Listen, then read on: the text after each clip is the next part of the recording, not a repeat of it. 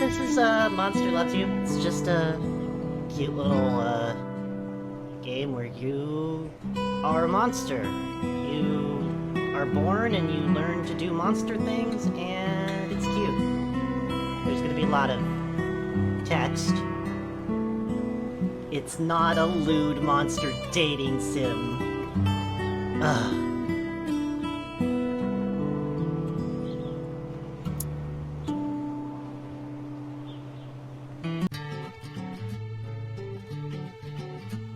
Okay, so help me begin your story. How does it go again? Long ago, deep in the forest, monsters call the whale mist.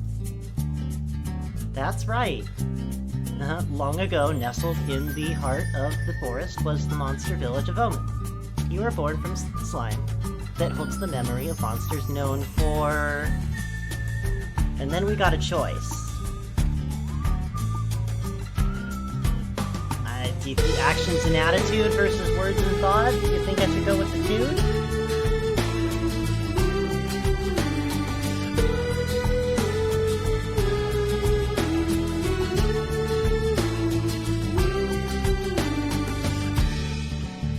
Alright. You're not awake yet, but soon your first eye will open. Your simple dreams will give way to life itself. You dream of fighting, and eating, and screaming, facing frightening enemies, unafraid, protecting innocent monsters from harm.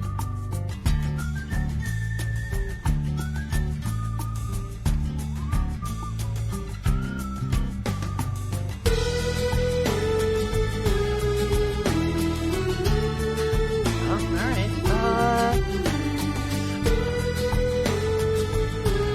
let's protect innocent monsters from harm. Have some kindness. So the choices impact, yeah, the choices definitely impact, the things that happen, throughout the game. How the story advances. Uh-oh. Hold on a second. I might need to switch. Might need to... I might need to reset some things real quick. Might need to go back to full screen because I think it's cutting something off in the stream. It's fine, you can type things. I would rather you type things.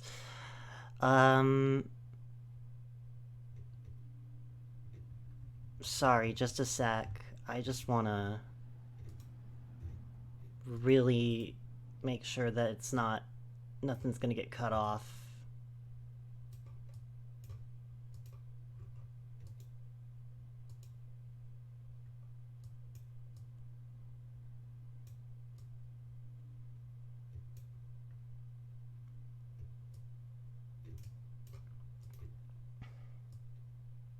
Yeah, beans. Okay. Alright. That'll have to do.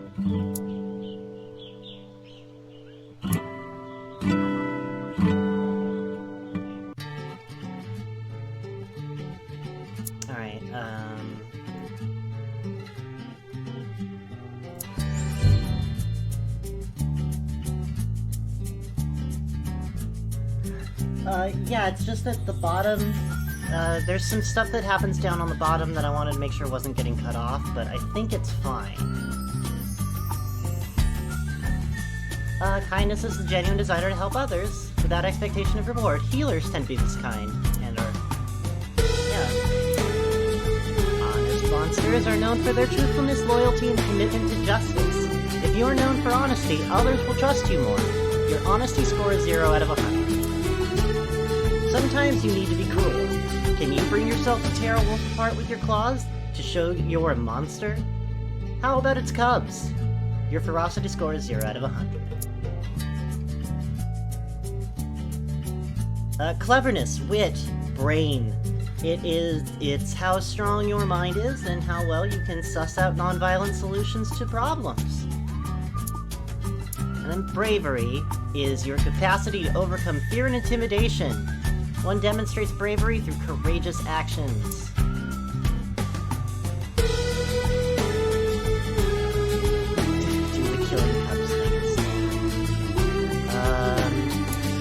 born!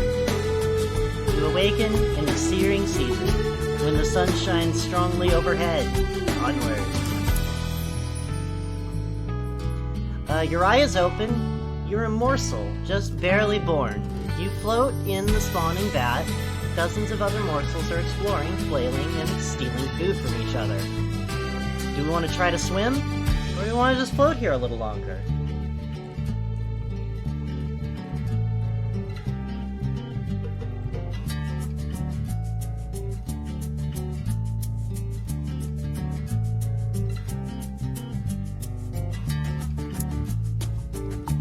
Close your eye and breathe for a while. You are at peace. As long as you live, you will always remember this one moment of perfect, transcendent calm. Well, it's time to abandon the world within and gauge the world beyond. You open your eye again and smile, with a new formed mouth. There are many other morsels here. Perhaps they will be your friends. Another morsel swims towards you. It opens its mouth to show a set of small, sharp teeth. It bites you. Hey! Swim away from the toothy morsel! What? This is intolerable! Stop that biting!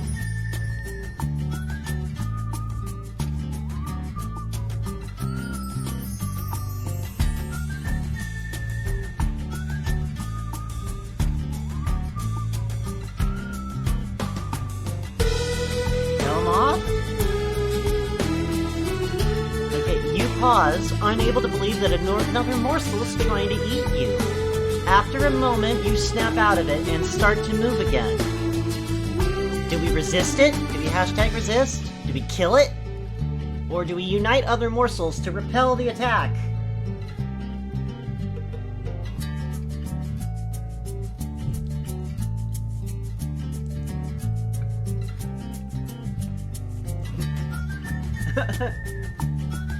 Oh, hey, Sovereign. I think that we should unite the working morsels against the oppressor. You speak. Your words are simple, but some of the morsels understand you. They converge on the biter.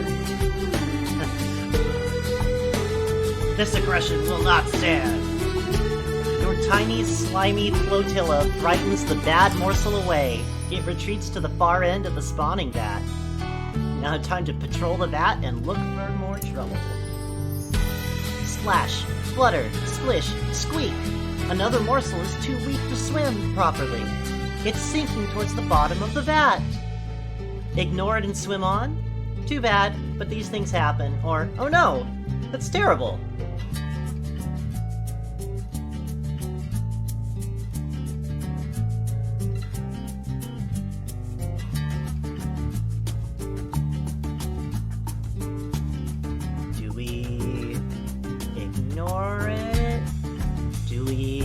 Accept fate, but even if we don't like it? Or do we... Oh no! You feel a deep sense of injustice at the smaller morsel's impending demise. If only you could do something about it. Do something about it. You swim to the morsel, determined to act. Do you get under the morsel and push it up? Or do you try to think of something?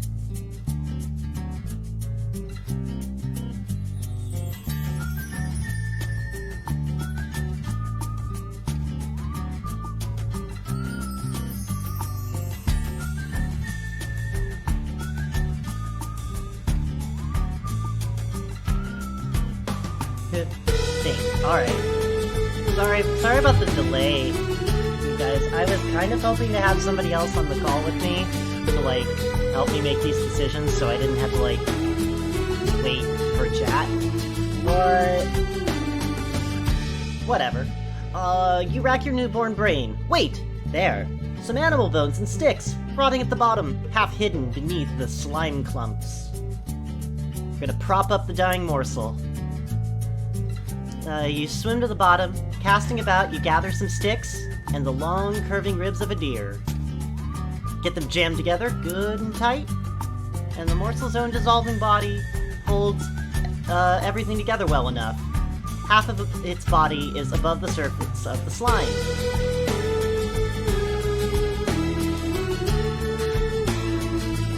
Make sure nobody messes with what you've created.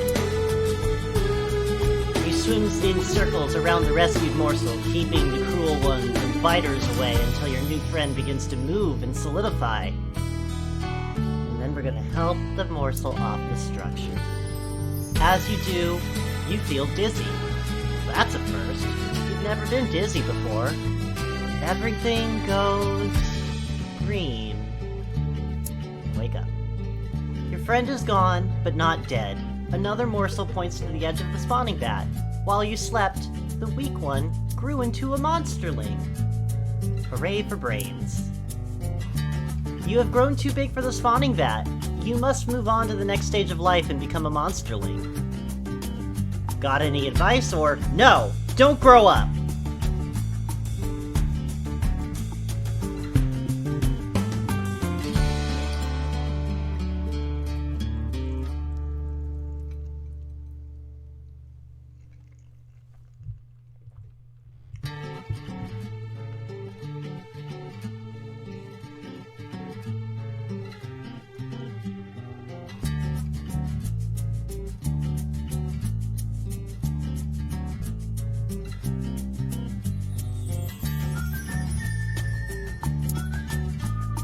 Going to get into some trouble, which is great.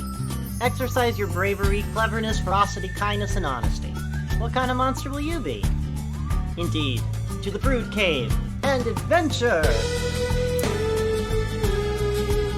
Hello there.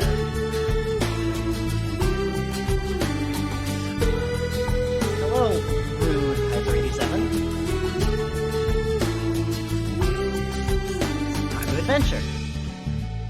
Alright, so we got a whole bunch of adventure here. And here's the thing. They're all icon-based. Like, there's literally no description of what these may mean. They usually have some kind of, like, usually the images relate to something that will happen, and there are a finite number of adventures to go on, but it's random, and there's not usually a way to tell until you start it. So, what do we want to pick? Someone call it an icon.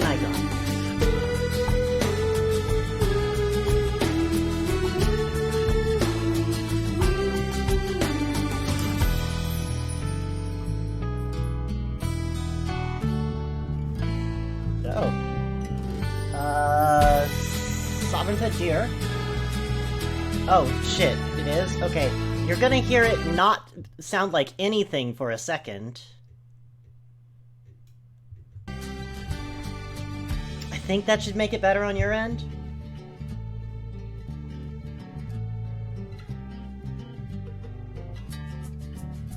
Great. Okay. So... Deer first, then paint mug. Alright, let's see. You hear clattering, then flapping. A deer tumbles in through the cave entrance with Blistry trapped in his antlers. How did she get stuck in a deer? Or how did the deer get stuck around her? Or jump out of the way and hide in a corner.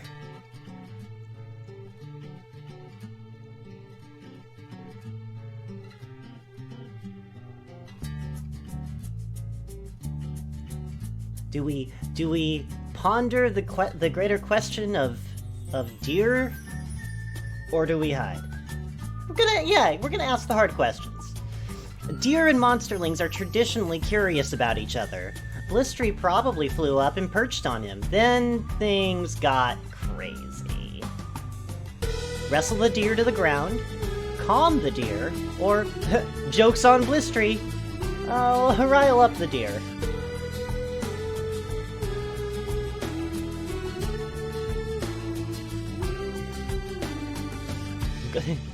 Striking Earth, you want us to wrestle?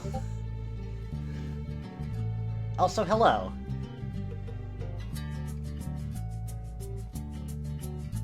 Yeah, alright.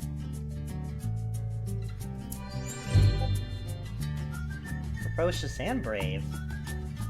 The deer bucks for a second, then falls. Before he can get back up, you free Blistry's wing from his antler. The deer rushes off.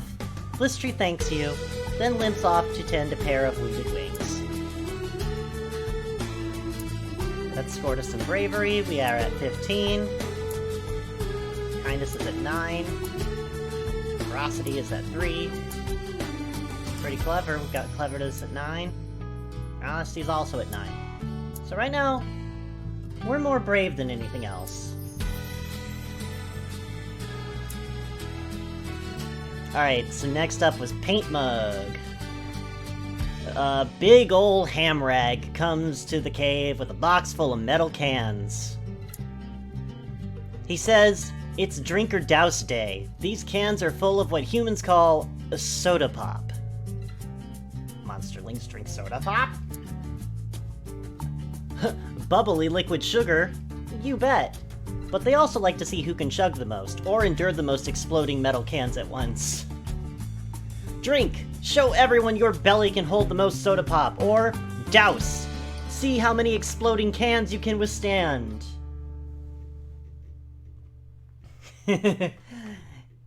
Expand that belly? Alright. You drink a can of soda pop. Refreshing. Ooh, fizzy. Keep drinking.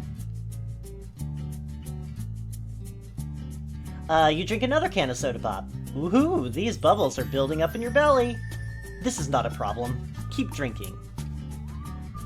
The third can of soda pop is tricky to chug, but chug you do. This one isn't sweet, but it's still full of bubbles. And so are you. Yuck. This is painful. Quit before something bad happens, or what's the worst that could happen? Keep drinking.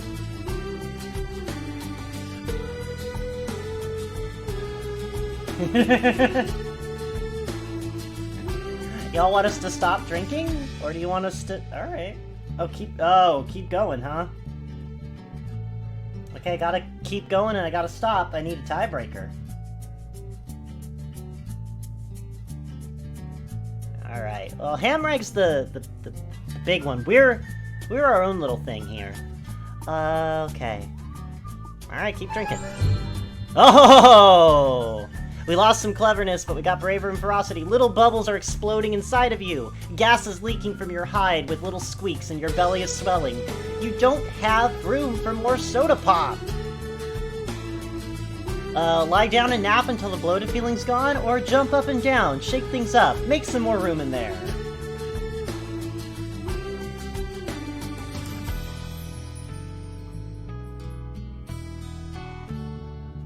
Gotta jump, jump, jump? Alright. Jump around. Oh, we're getting stupider by the second. Hamrag and all the monsterlings stare at you as you jump up and down. You feel all the bubbles merge into one huge bubble that's too big to contain within you. Get away from everyone before the bubble comes down, or release the gas right in their faces.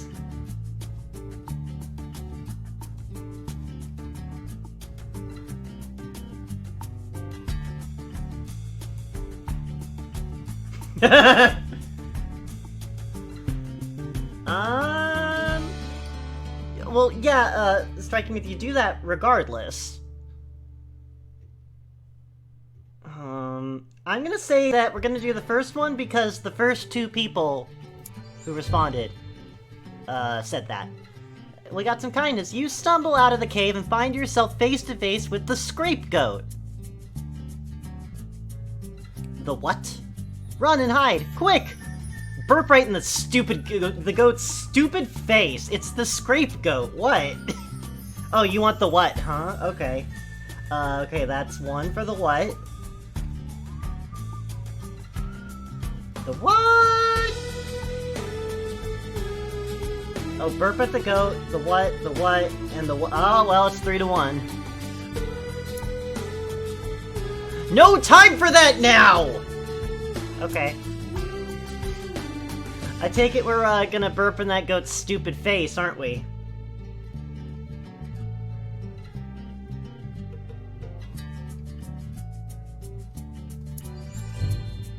The scapegoat tumbles horns over hooves, caught in the blast wave of your incredible belch. It stands up, shakes its head, and walks away unsteadily. Ha! That's gotta be a winner. Hamrag agrees that it was an amazing burp, but by leaving the cave, you disqualified yourself from the contest. Unfair! Unfair!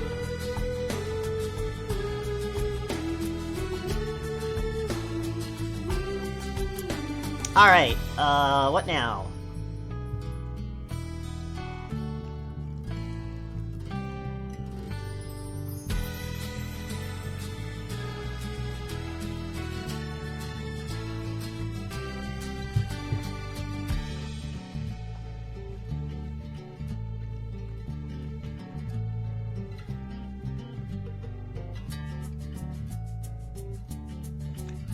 So this one, and this one. So you want... That's 2 for the one that people think is a high five. Alright, so we'll do this one first and we'll do this one second. Nash Ganache tumbles into you, screaming and chased by Sickle, who is also screaming. Oh, what's all this then? Or, stick your head under another monsterling for some peace and quiet.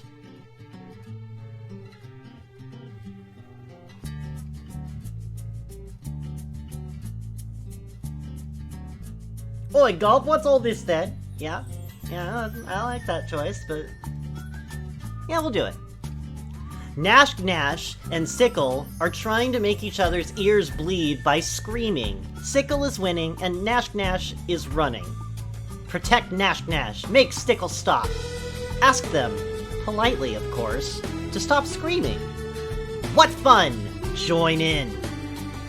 Stop them by screaming them down.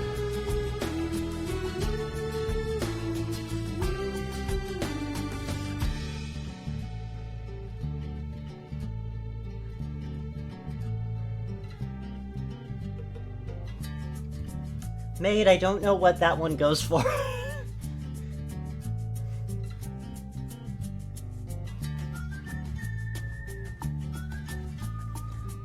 Alright, we got 2 for join.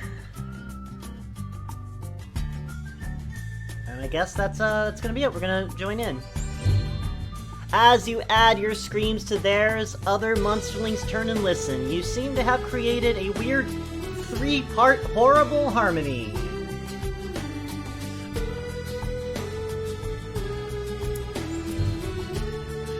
You end up leading the whole cave in a chorus of I am monster, hear me roar!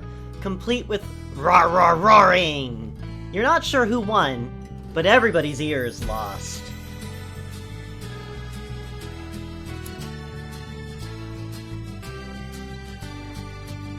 I'm not sure if anybody's noticed, but we got 5 days left. So next up, I'm gonna go with Medboy. Changle sits by herself, kicking pebbles. She's clearly upset about something. You live in the smelliest cave in the world. What could be wrong? Changle frowns. I had a bad dream. I cried in my sleep. Weemy heard me, and now he's telling everyone I'm a fraidy morsel. Do we help Changle with her Weemy problem? Tell Changle she should deal with it herself? Or shake your head, then change the subject?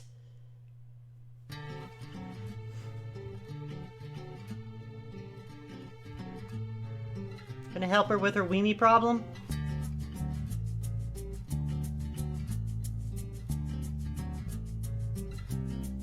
Alright. Weemy is right over there by the lichen pile, chatting with Nash and Blistry. Changle cringes as he waves at her. Get Weemy alone and talk to him? Confront Weemy in front of the other monsterlings? Or explain to Changle that it doesn't matter what Weemy says?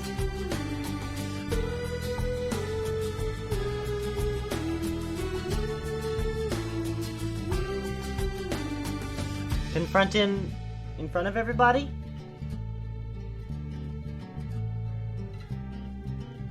It's one for that. I get the feeling made that that's get Weenie alone and talk to him. I don't know what that one is, Sav.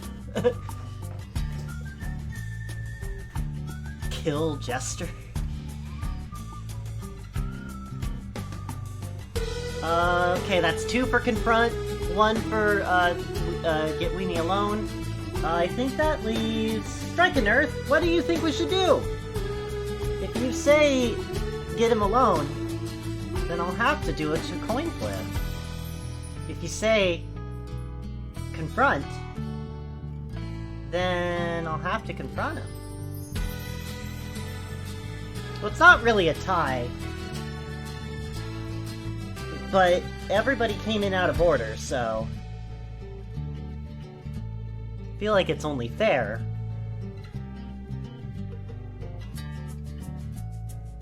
Five, 4, 3, 2, 1. You can't change your... What? You changed your mind? Actually, you know what? How very monster-like of you. I'm gonna get Weenie alone and talk to him, because we're clever. You put a claw on Weemie's shoulder and walk away from the lichen pile, smiling and chuckling. He asks you, "Did you hear about Changle?" Now, tell that story again and I'll make up something worse about you, or tell that story again and I'll slice you to shreds.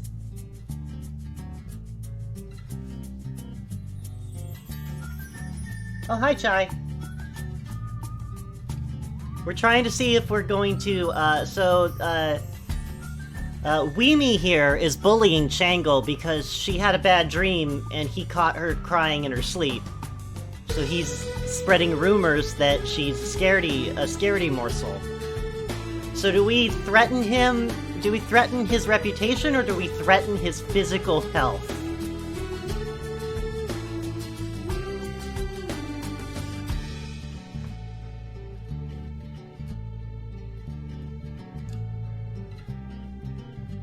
Tell that story again and I'll slice you to shreds. Weenie is the weakest of the monsterlings. He cowers and promises he won't say another word. Inform Changle that she's in the clear.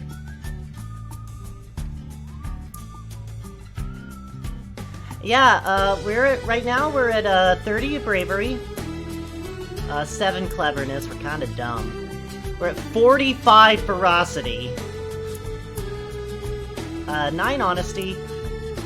And 27 kindness. So we're ferociously kind. You are halfway towards, leaving becoming an adolescent. Firm up your personality as much as you can. Alright, what do we got next? Yeah, we're a big, mean softie.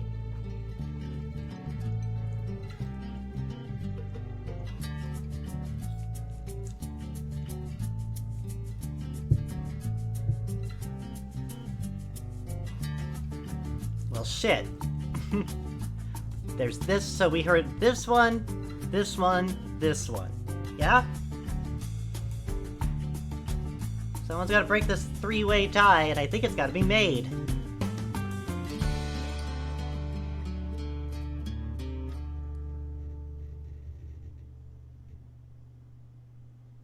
No changing votes. It's all locked in.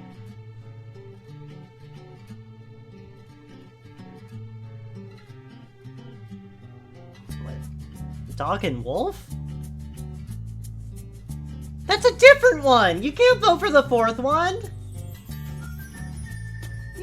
That leaves us in a 4-way tie!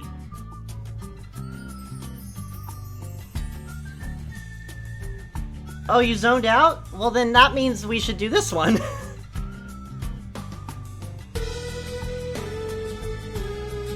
Oh, wait. Chai likes dogs. And Mate said dogs. We're going with the wolf.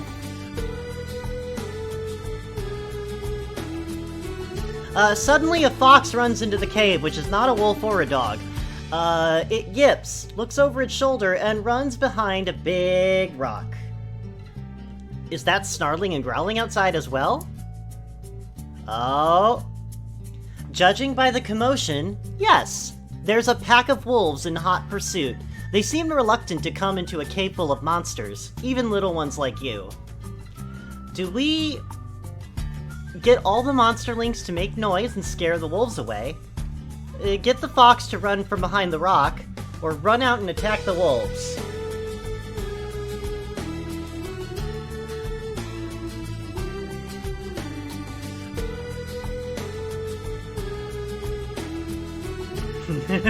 Attack, attack, get the fox out.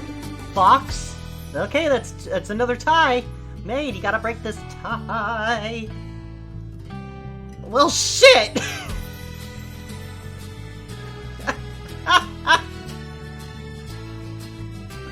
Oh! The loud sounds of attack, attack! Okay, 3-2, we're attacking them wolves. Nash Nash and Sickle join you when they realize what you're doing. They love a good scrap. The three of you hit the wolves like 3 forks of a slimy lightning bolt. Let the wolves escape alive, or kill at least one wolf.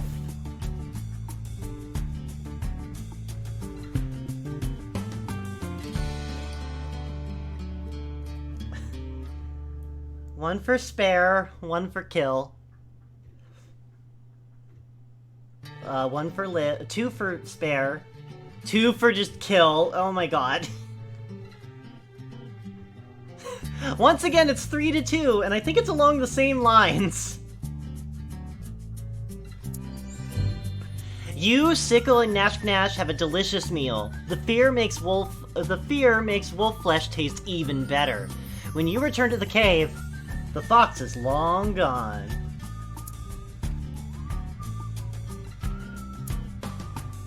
Alright, so... what's next?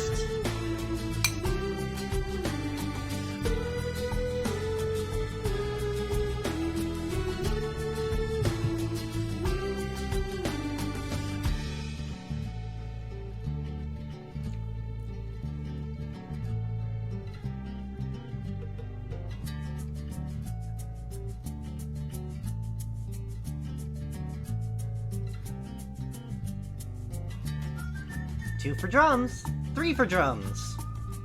It's drums. You follow a thudding noise and find Sickle and Lapper hitting animal skulls with sticks.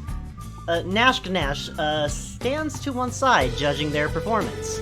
Do we join the contest as a musician, or join the contest as a judge?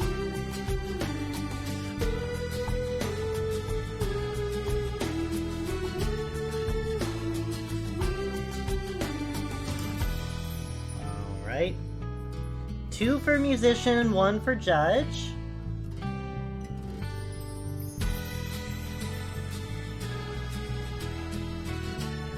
Strike an earth and shy.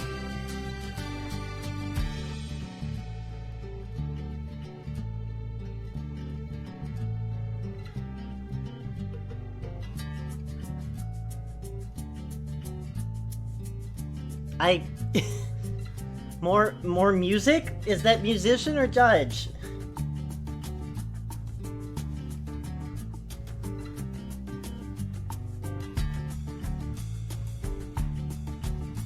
What do you mean, yes?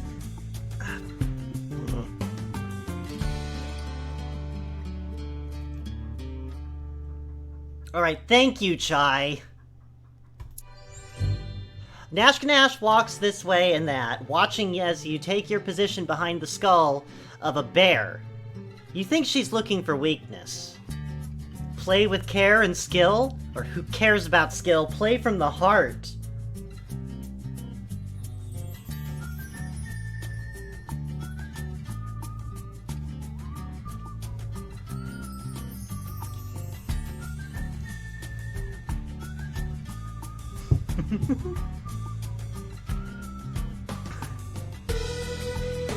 Alright, we've got a majority for, play from the heart.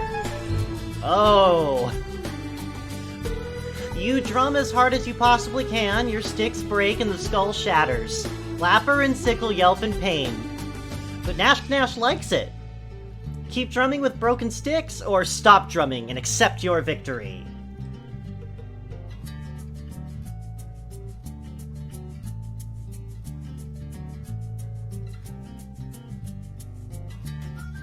Keep on drumming, victory, keep going.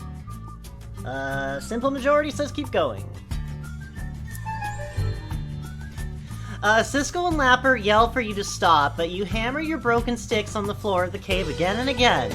Elder Marinus comes to see what all the racket is about.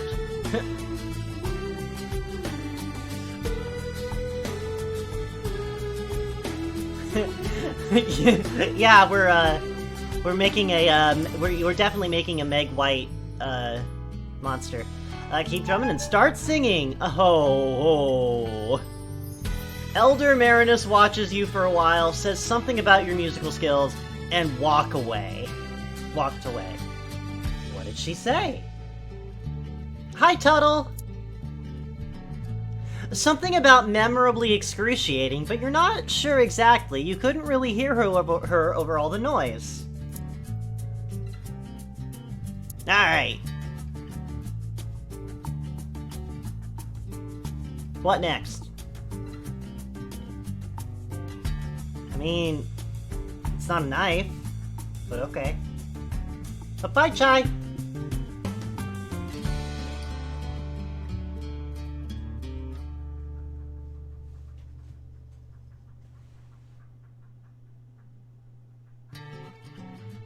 And reminder, there are 2 days remaining.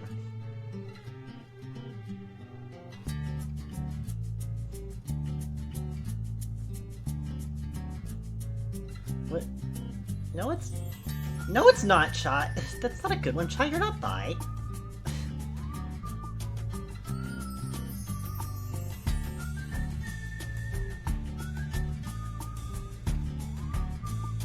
No, I don't gotta admit it. No. Alright, fine. We're doing the feather. No, we're digging a hole. Fuck you. Gobclaws pulls you into a side tunnel. There's something under there, she says, pointing to a huge pile of bat guano. Will you help me dig it out? Sure. Help Gobclaws dig in the guano, or yuck, that's poop. Refuse to dig in the poo.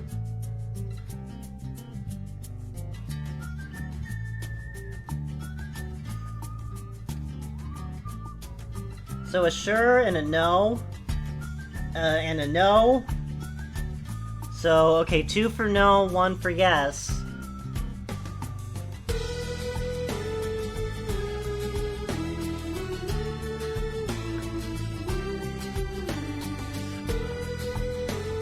Five, 4, 3, 2, 1. That's a no. Refuse to dig in the poop. Hey, we're clever! Gobclaw slumps her shoulders, sighs, and starts digging by herself. Sometime later, you walk near the pile of poop and see that she's still digging. That's all. She's just digging in shit. She's a weirdo.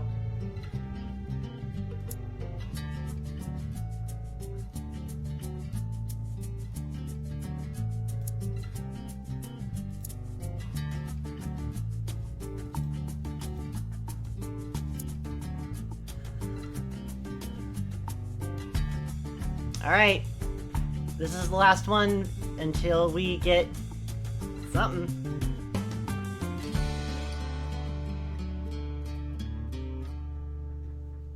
Sword thing. Knife.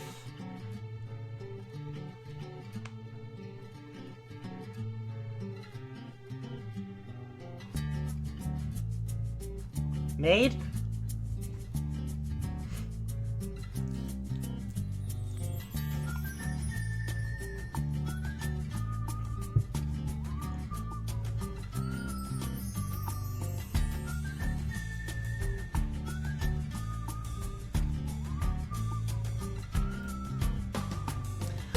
Blotz snuck outside and found a human knife stuck in a tree.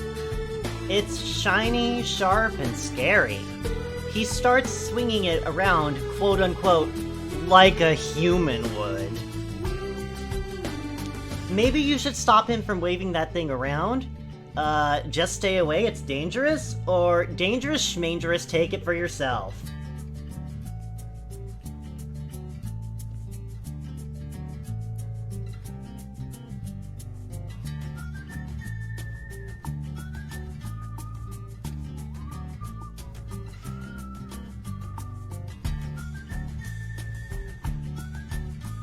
Wow. Humans. Yes. Tunnel, help!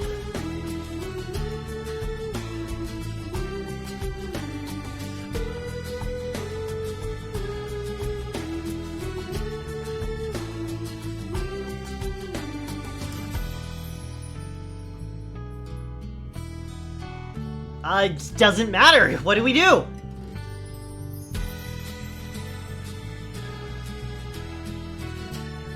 I feel like you need more than one song. Fine, we're taking it. Oh, we were unkind. You poke Blotz and say, "Knife Inspector." He turns to look at you, confused by your joke, and accidentally cuts you as you reach for the knife. Ah, blood! Your precious blood!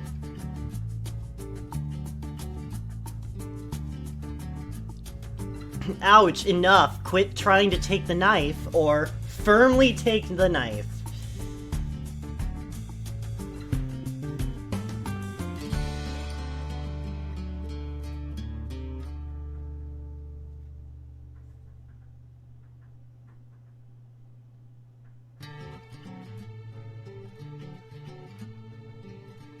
Yep, it looks like you've been outvoted.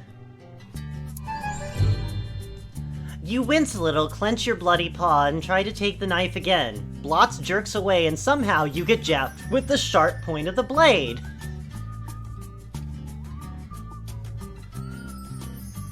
Give up, it's not meant to be, or grab the knife carefully.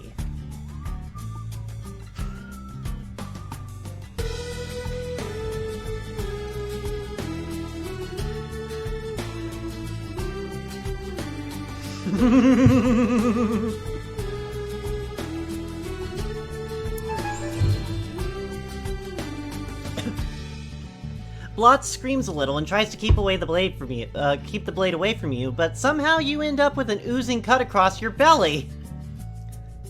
That hurts so much. Leave well enough alone or blast it, claw at his arm and make him drop the knife.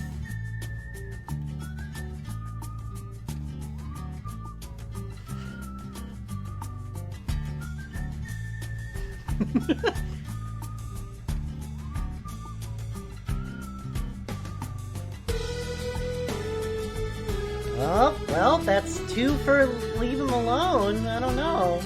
We might be giving up here.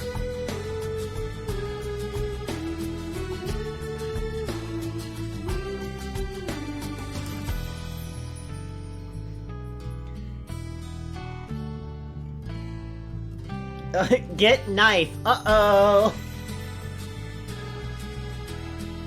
This Bill Drinker monster won't last 5 minutes on this pitch of an earth.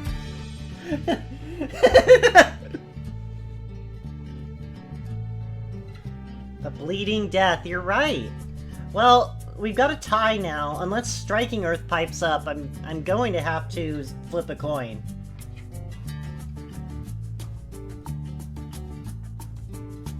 Okay, heads, heads, leave alone, tails, claw at his arm.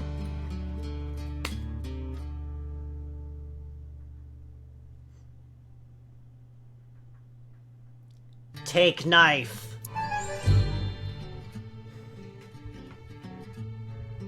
Blotz shrieks and flees. The knife spins in the air, tumbling end over end.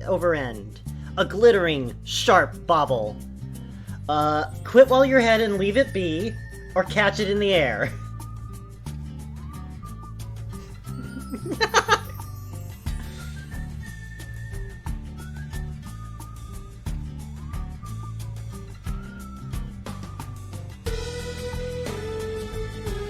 This is what we've been working so hard for.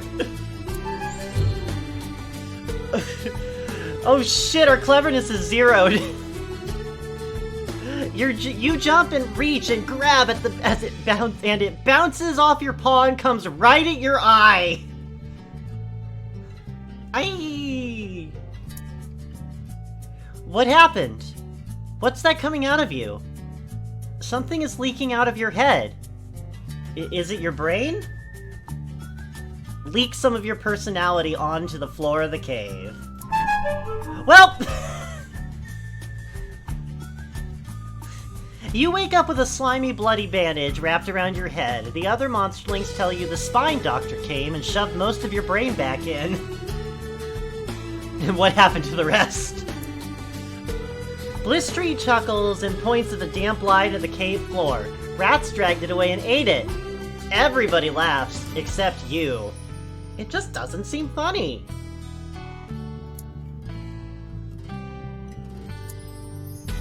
Oh my! You wake up and find that you're no longer a little monsterling. You're growing up.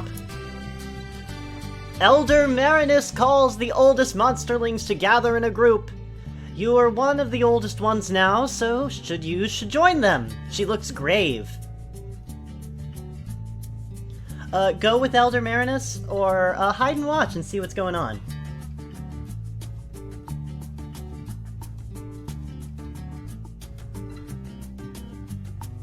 It's 2 for go.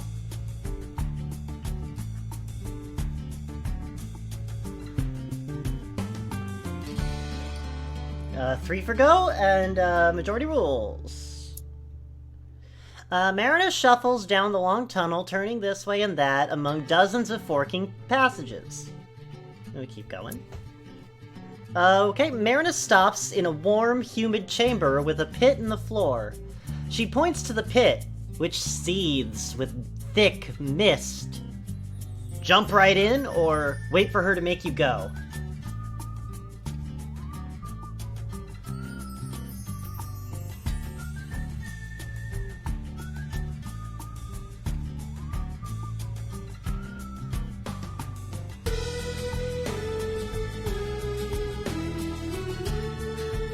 That's 2 for jump right in. Jump. 3 for jump. Alright. You fall, and fall some more. And fall. And you're falling. And other monsterlings are falling? Yes! Some of them are crying. And you can't see through the mist. Or is it fog? Maybe clouds. Moans and groans and whispering screams. Where is it? It must be somewhere. You land on smooth, flat stone. Despite the swirling vapor, the floor is dry as a bone. You hear other monsterlings breathing nearby. Some of them are still above you, still falling. Get out of the way, or try to cushion the fall for another monsterling.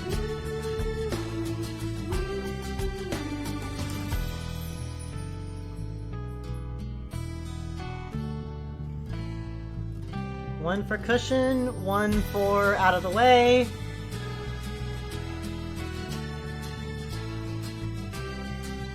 What do you think, maid? Well, 2 for cushion. If I don't get another vote in a few seconds, I will just go with cushion. And... oh, cushion for the pushin'! Oof! You don't see who you helped. Whoever it is rolls away into the thick fog without a word. Gratitude is not important. You rejoin some of the monsterlings at the edge of the mist. There are more passages out of here than you can count. Some monsterlings begin to panic, while others look determined. You should take charge, or maybe someone should lead. I'm just saying.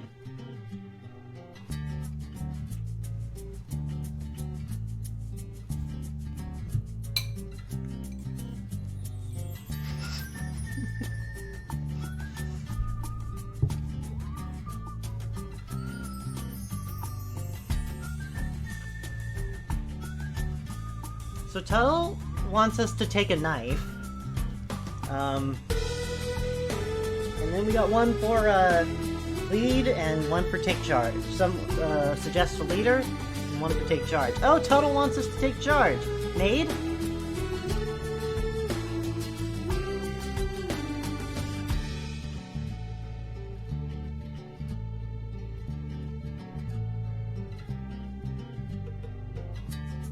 Fall back. Alright. Time for the coin flip. Heads, take charge. Tails, someone should lead. Ah, fuck. Gotta do it again. It's a quarter.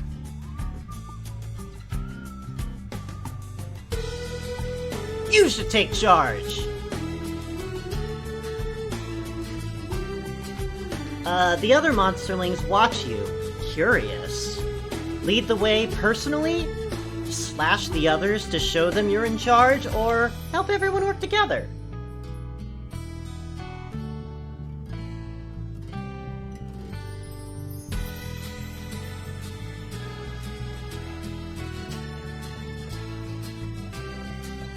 Well, Maid, you're the tiebreaker!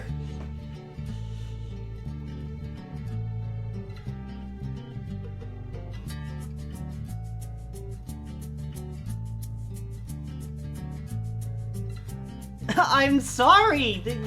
Everybody else responds faster. If you responded first, you wouldn't be like this. Okay, we're gonna help everyone work together. Aw. You lead the other monsterlings in a rousing song. Putting aside their trepidation, they advance into the twisting passages. Soon, you have all convened in a cave full of even thicker mist. Oh, where is everybody? Why can't we see each other? We can't see each other. The chamber swirls with mist, smoke, fog, vapor, except it's not any of those things. It's ghosts. Hundreds of them. Large and small. They're everywhere. Spooky. One by one, the pale ghosts begin to turn their attention to you. Their eyes glow different colors. Do we stand fast, or do we cringe a little?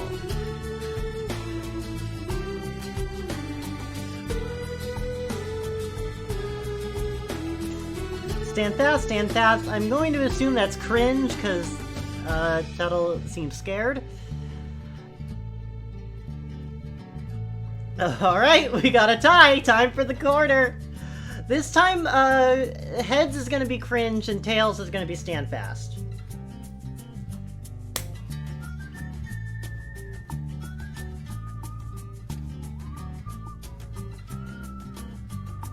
Yeah, cringe a little.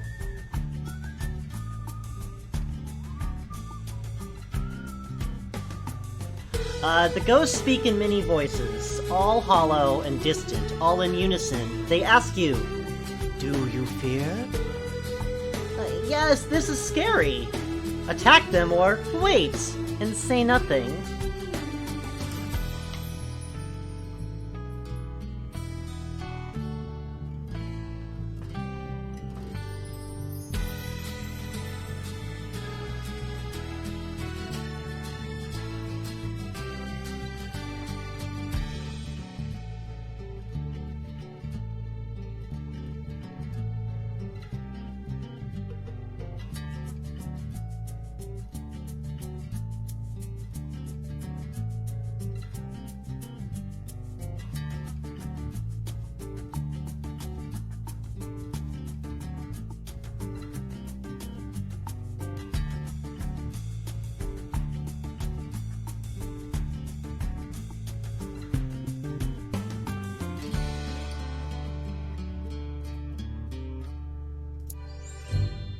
You scream and leap. The ghosts are insubstantial, swirling around your claws like nothing at all. Nothing at all?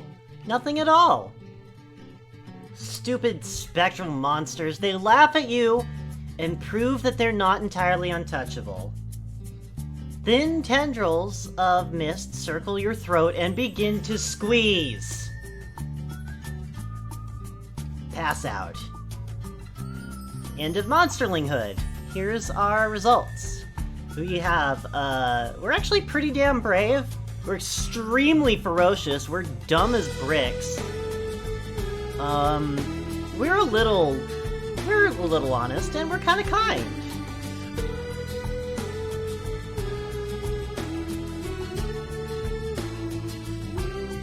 Yup. You wake up inside a well-appointed hovel. This is your home now. What should you be doing now? Or start living as an adolescent monster? Yeah, this follows you through your whole life. Your whole monster life. Well, up until a certain point.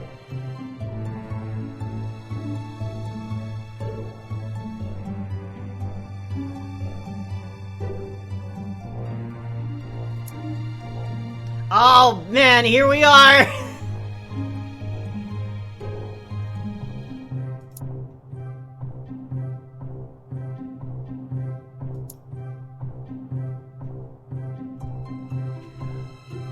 It's big boy season. Time to enter the big bad world. Now we get to adventure in town. Alright, pick one.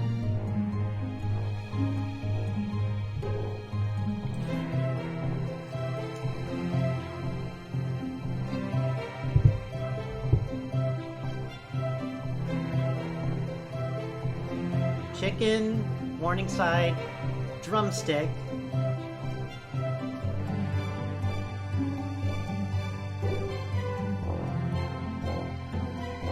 We'll do Morningside next. You sniff the air. Sniff, sniff, sniff!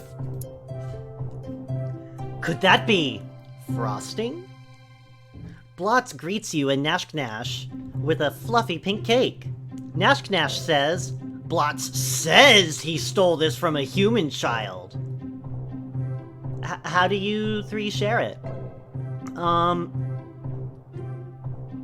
What's frosting? First one to the center wins, distract the others, or it's a human's cake. Think about it. You know, like humans would.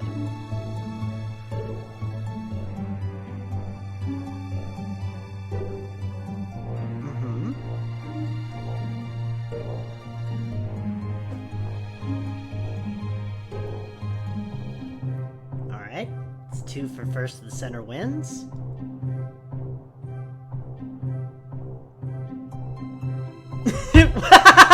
What is? We just don't know, Maid, and we're not going to know because we have to. First one to center wins.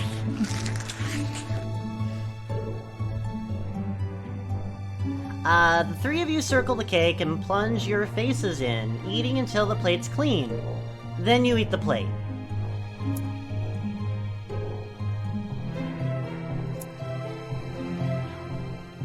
Alright, next up, warning sign, because that's what Sovereign said. Candello Azlet limps towards you. He points one huge eye at you and cackles. I got a shock! Working on a power line! And it's still down. Help me out? Ask how dangerous it is. Help him out, or he's crazy. Turn down the offer.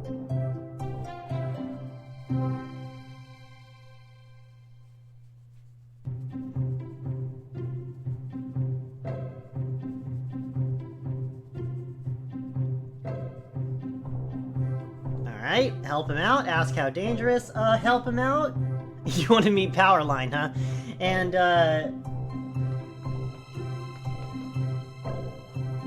that puts us at 2-1. Unless... 3, 2, 1... Gonna help him out. You soon find yourself dangling from the power lines over the main street of Omen. The break is ahead, and now it could get dangerous. Get out there and fix that line, fast, or better play it safe. You can take it slow.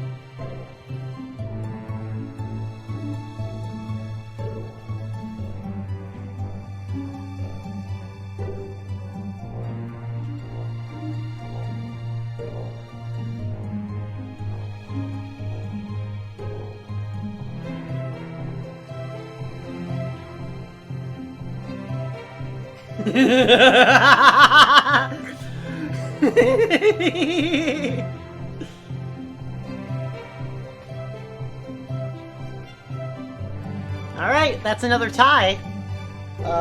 Heads will be play it safe. Okay, heads will be slow, tails will be fast.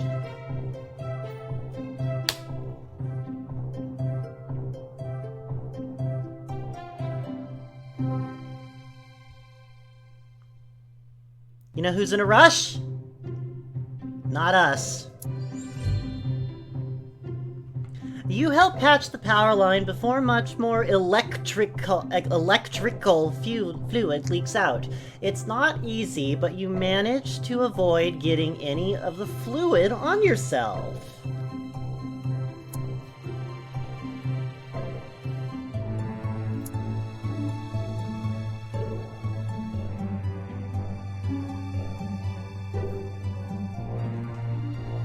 No, Tails?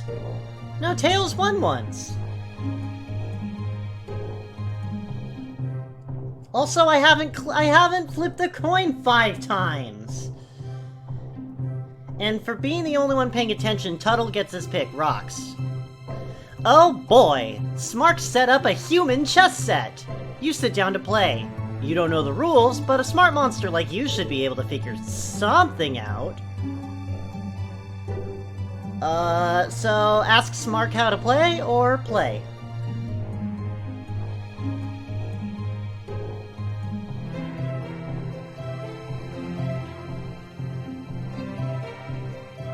Alright.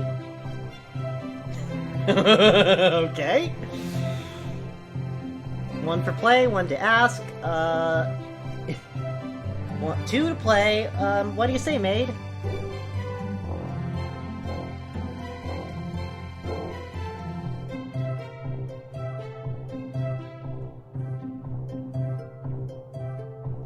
Alright, I'm just gonna play.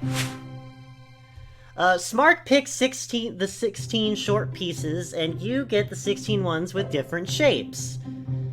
He makes one of his short guys kick over your horsey.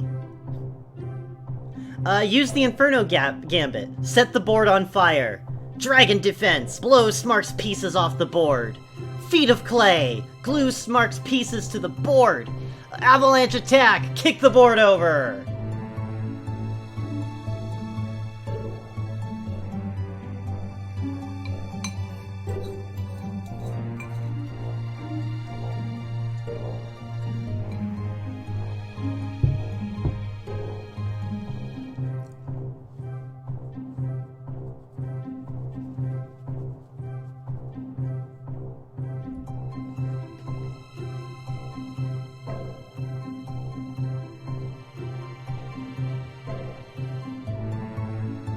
Maid?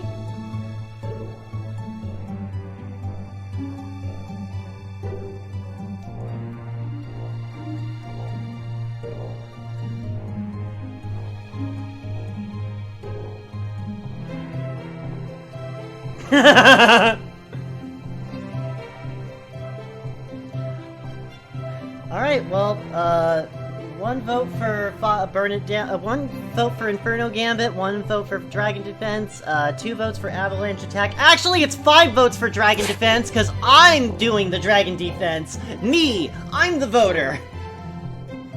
Dragon!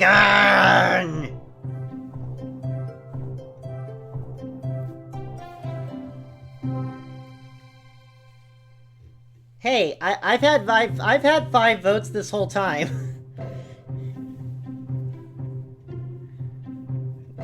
Dragon Tommies! Attention, everyone! Dragon Defense. Puff! Most of Smark's pieces fly off the board, but he's able to save 1. You both enjoy the rest of the game. This monster right here behind the thing is my favorite. Dragon Defense, make him squeal!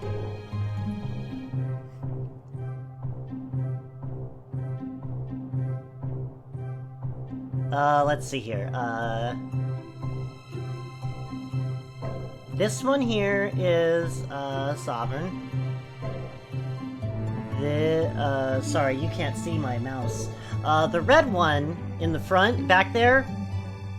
Hold on a minute. Actually, I want to capture my mouse. I'm gonna make this stupid thing capture my mouse. Whoop! That's not what I meant.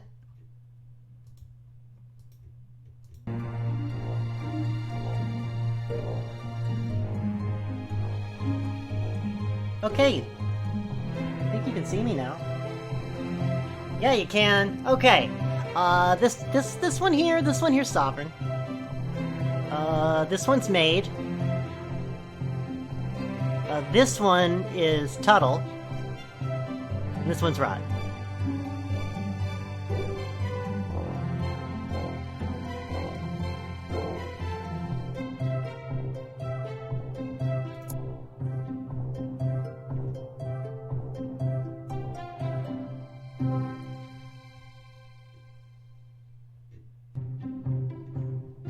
Alright.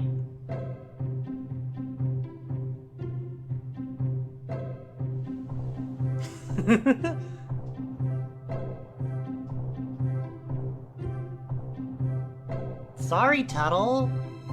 But I mean, you got it. Flaunt it. Fearful monster? Scaredy Green Man, that's 2! Unless Maid wants Slap, I think we're going with Scaredy Green Man.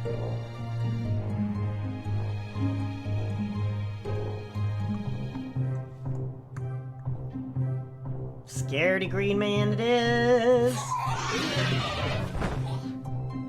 Nashk is picking on the tiny Bliss Tree. She gets knocked down every time she gets up. Nashk asks if you want to help. So yeah, Bliss Tree gets knocked down, but she gets up again.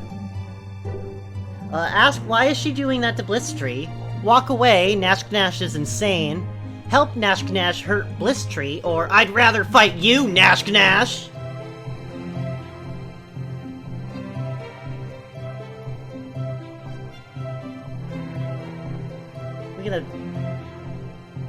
We're gonna beat up this bully? Without even a thanks, Bliss Tree runs away, leaving you and Nashk to tussle in the street. Do you push the attack?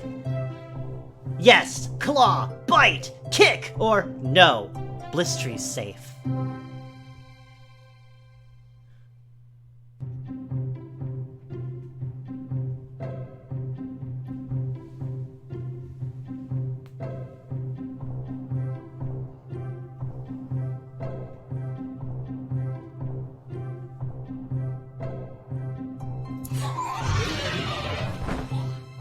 Ferocity maxed!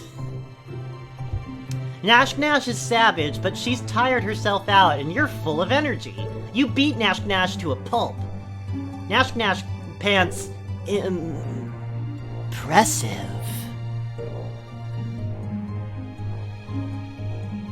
We finally won Nashk's respect.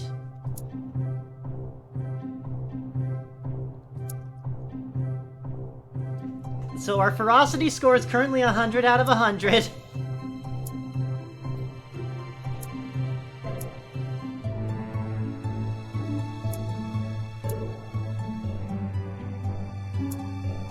We literally cannot. What's next?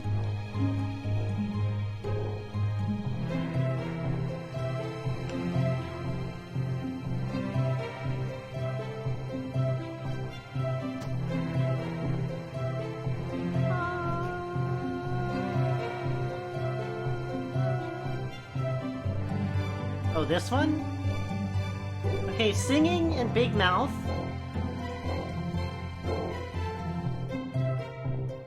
Oh, 2 for Big Mouth. Oh, we got some Big Mouth! You see Jaggery in a haze of buzzy, angry yellow bees. It looks like he stole a beehive off of a tree and took it home. You can see why. Honey is irresistible. Jaggery motions for you to help him. Size up the situation? Help him out? Don't interfere. Nature is beautiful. Who cares about a few bee stings? Grab the honey.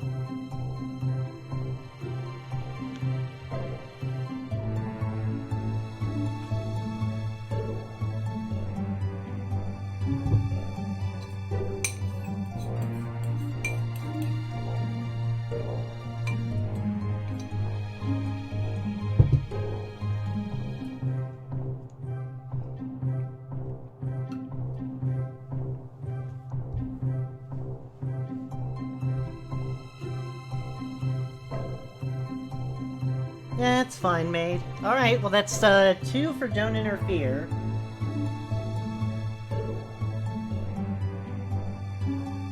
One for get the honey, 1 for help him out. So, don't interfere wins! You shake your head and slowly back away, then turn and run. Behind you, you hear Jaggery begin to howl as he's stung several thousand times.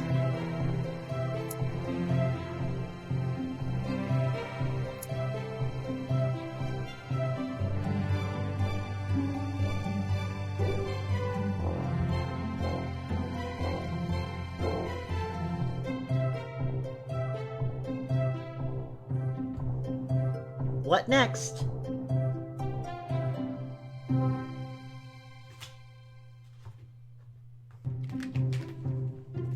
Do the, well, actually...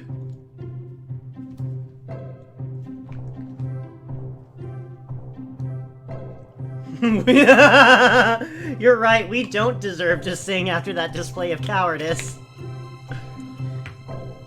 Although that didn't bring our bravery down.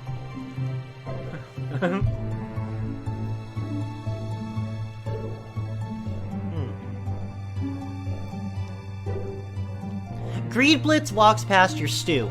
He stops, coughs, and tilts his head, proudly showing off his Bay's Pal hat. It makes him look ridiculous.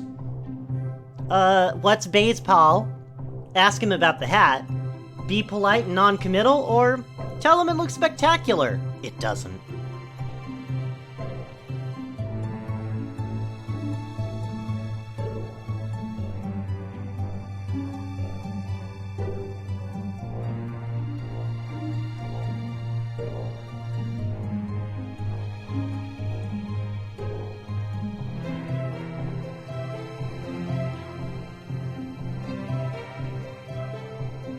So that's 1 for look spectacular, 1's for ask him about the hat. 2 for look spectacular.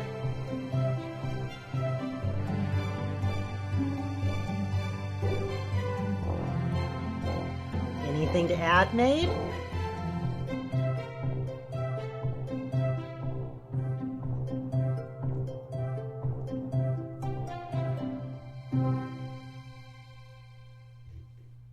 That's just you. Well, it looks like we're lying.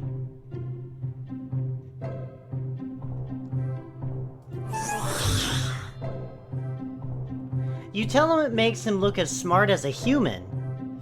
Greedblitz roars, "No! It's just nice! It's a Bay's Pal hat!"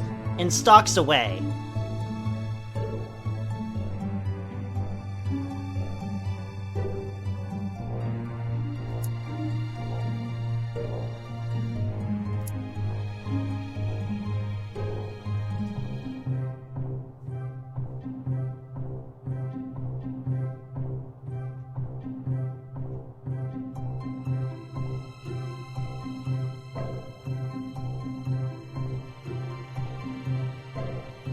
Oh, our Macrodon?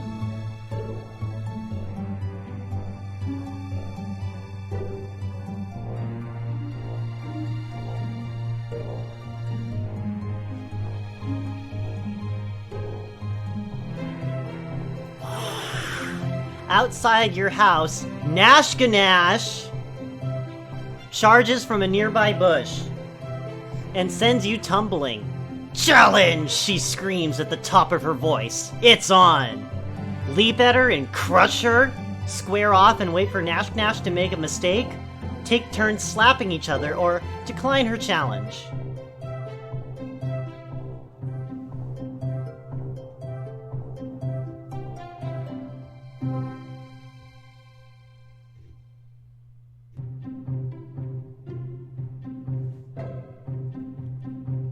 Alright, 1 slap bite, 3 crush. Splat! Flattened under your bottom. Nash Nash admits defeat. She was always weak to attacks from above.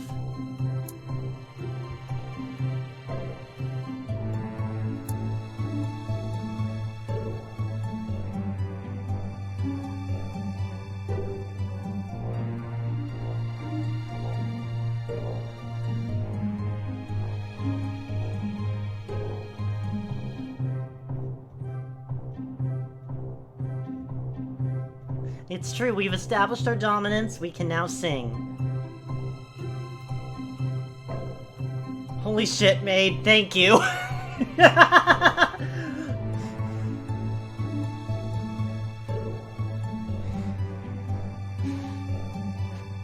Gobclaws has found a human artifact, a black circle. She shows it to you very carefully. Look, it has grooves on it. Take a closer look, smash it with a rock, or try to suss out its purpose.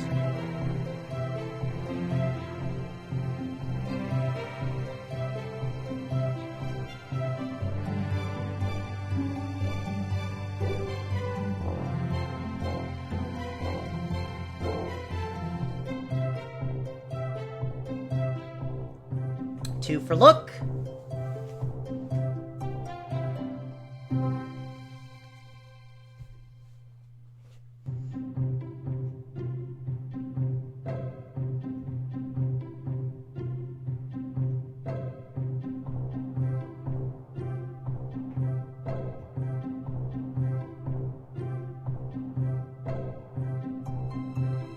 Alright, I guess we're taking a close look. No one's saying anything. It's really just one groove, going around and around and around from the center to the outer edge. Groovy. Eh? Gobclaws has found a human... Okay, yeah, alright, it's this again. We've looked at it. Do we smash it, or do we suss out its purpose?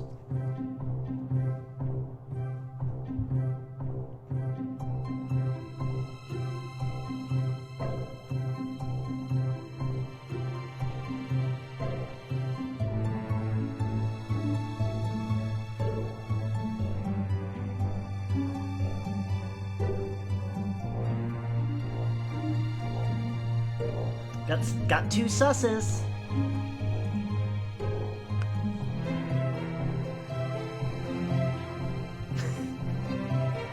Two susses and a smash.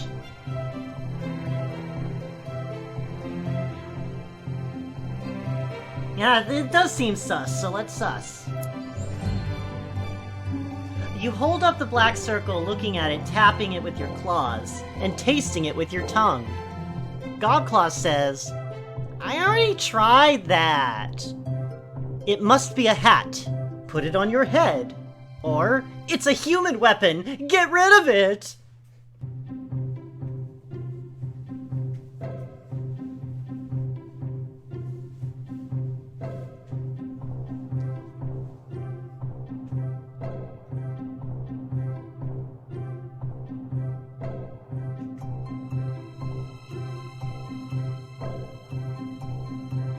Tuttle, that is the smartest thing you have ever said. It must be a hat. Put it on your head.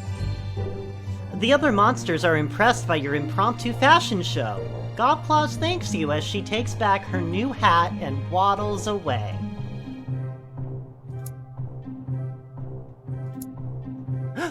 Adolescence is fleeting. You have grown beyond youth and have become an adult. Yes! You've been dragged from your bed by your friends and neighbors. Trying to sleep here, fight them! Or, what, who, the, where, why now?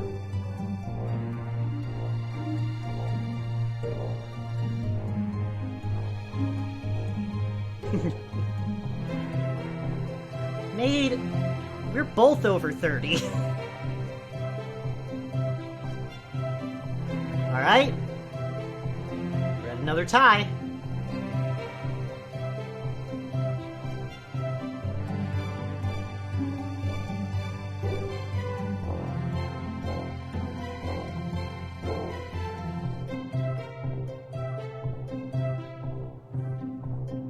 Alright, the tie has been broken. Maid, unless you very strongly want to fight them, I'm going to...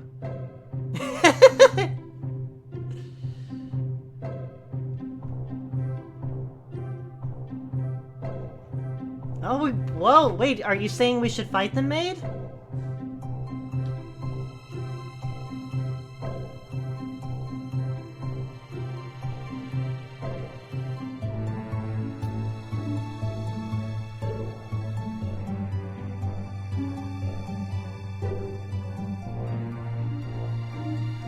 I'm going to assume that's a yes. Okay, so... Oh, you're disoriented because you didn't sleep. Okay. That's 3-1.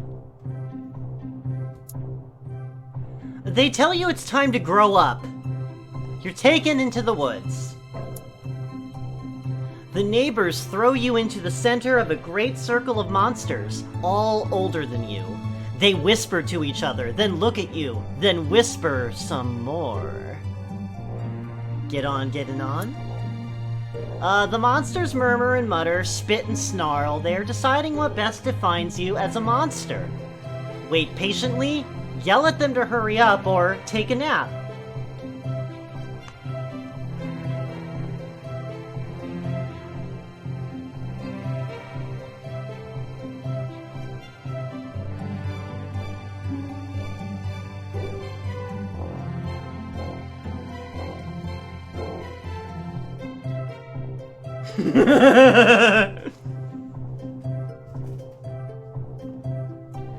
That's everybody's final vote. It looks like it's 1 for wait patiently, 1 for take nap, and 2 for yell. Because we got a couple rowdy boys in the chat. Some of the monsters flinch when you raise your voice. It's gratifying, but it doesn't seem to make their deliberations any less... deliberate. Eventually, though, they come to a decision. About bloody time! The ring of monsters shuffles closer to you, forming a tighter circle. Elders loom over you, while the smaller adults crouch low. Your surroundings grow shadowy and dark. Wait, what's happening? Or, what do they want from you now?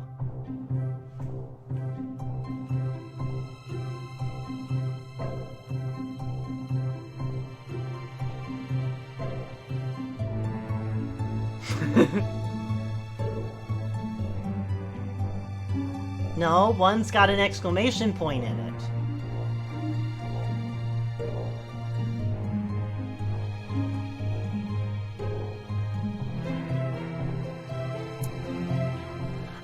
This is the end of your adolescence. Your body becomes tougher, and the other grown-up monsters will be more likely to listen when you speak. The ring of monsters shuffles closer to you, forming a tighter circle. What do they want from you now? This was the correct answer. You see concern in some of their faces, but very little respect. So what?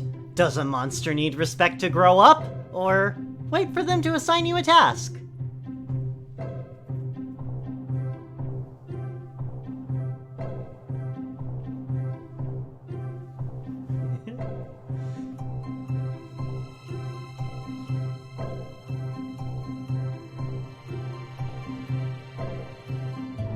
Alright, that's 2 for wait for a task, and 1 for so what.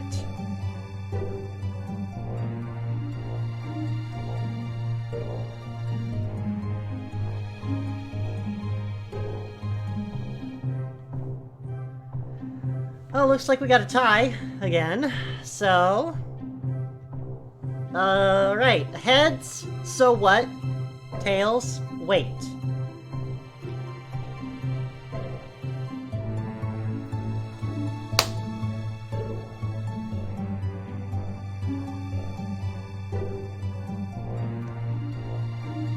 Wait for them to assign you a task. Everyone goes silent as you bravely meet every monster's eyes without flinching. Why should you be afraid? Elder Jaggery jumps out with a roar! He's huge, hungry, and about to eat you. Wait, Jaggery, you idiot! You're the one who got stung by 1,000 bees!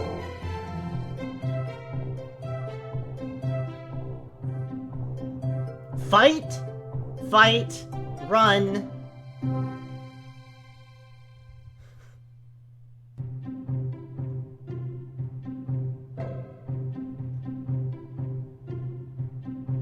Stand fast and face him down!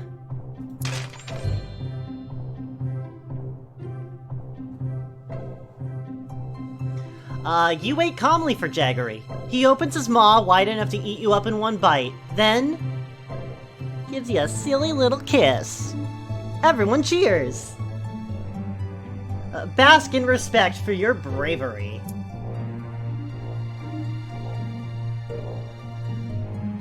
We're still max ferocious. We're a little braver. But because we didn't do anything but be an asshole, we didn't really get anything. You're an adult now! You'll go stronger over time, but your personality is no longer as mutable as it was when you were young. Onward to adulthood!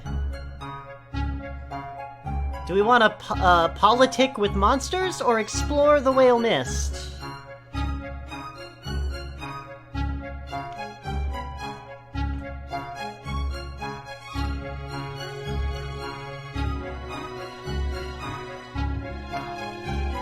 The Rowdy Boys have spoken. What about you two?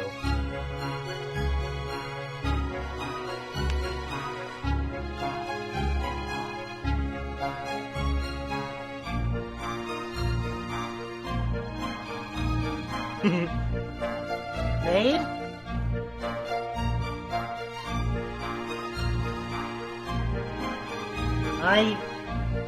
I never expected you to be. So I'm gonna explore. Alright. What's the snack? Oh, good night, maid.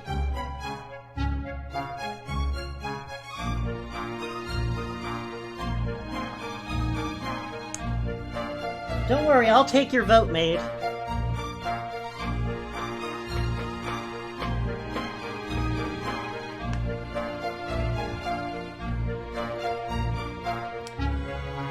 You find a red hood and a basket in the middle of the forest path. A human house is nearby. Funny. You never noticed it before. There's a white picket fence out front. Creepy, stay away. Circle the pretty little house. Take hood and basket home.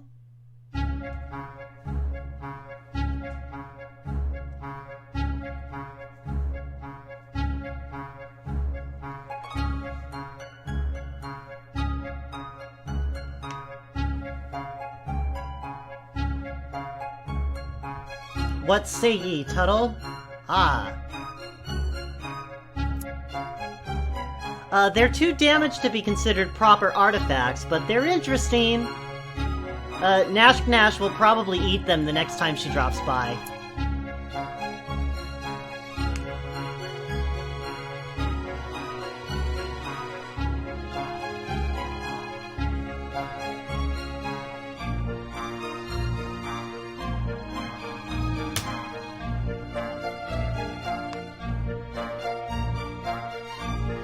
One vote for Explore.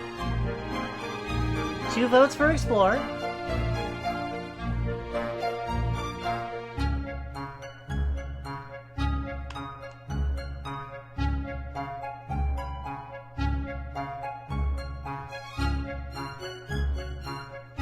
votes for Explore.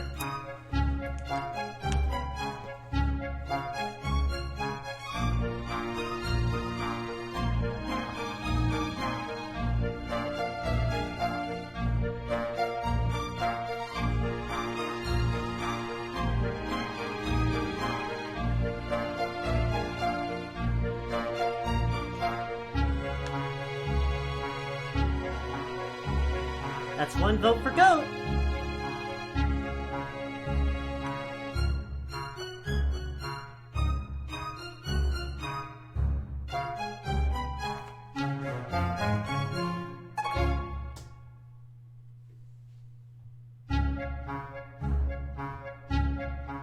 Surprise monster face.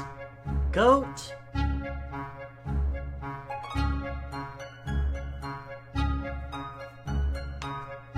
Any more choices, or am I flipping that coin? Chicken. Oh, fuck. I don't have a three-sided coin.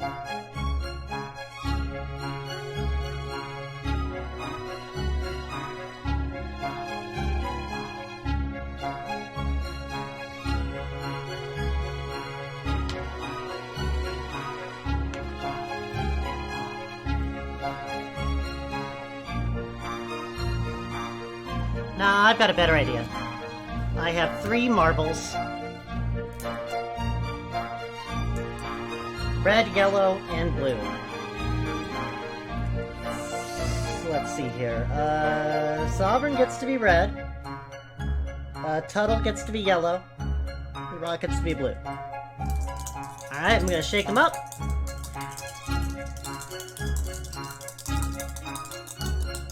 And I'm gonna pick one. It is blue. We're gonna go with the chicken.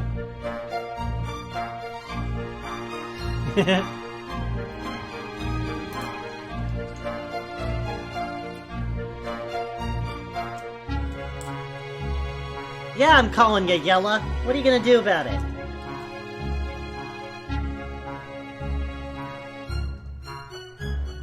Alright, as you explore the whale mist, you notice that their air smells faintly of gingery bread.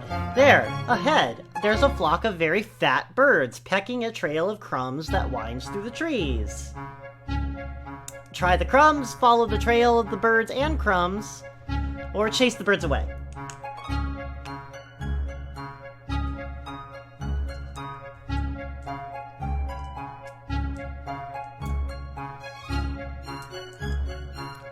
Some crumbs.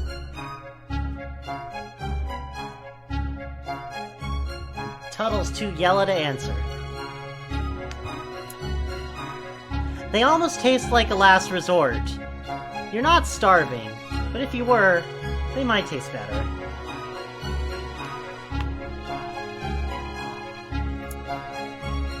As you explore the whale mist, you notice that the air smells faintly of gingery bread. Oh, okay, we ate the crumbs.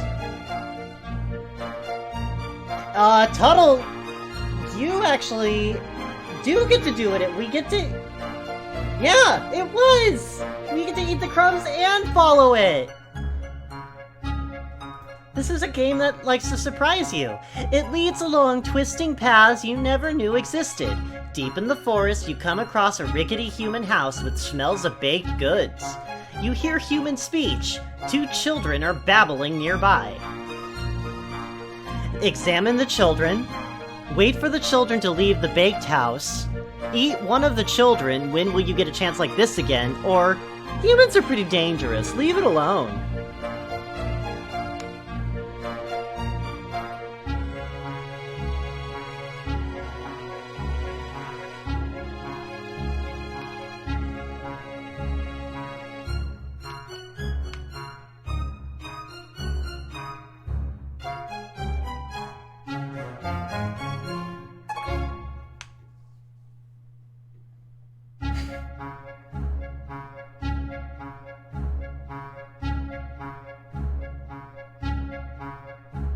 I'm getting the impression that you want us to eat the child.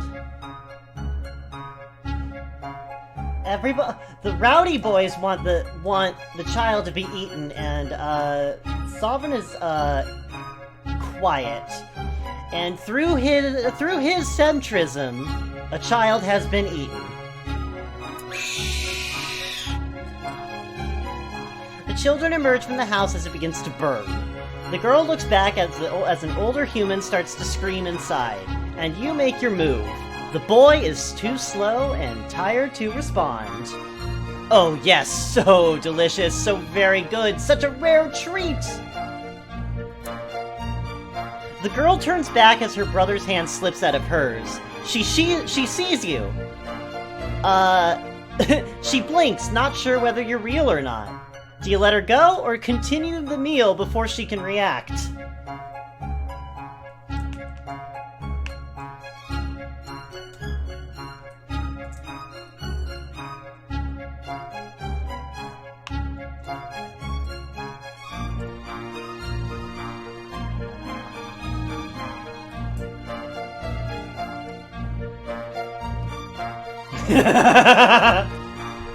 Looks like we're letting her go.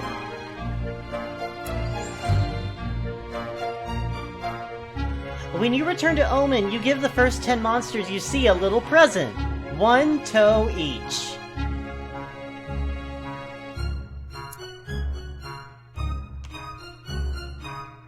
Well, it was brave to go down the path to the weird place that you've never been.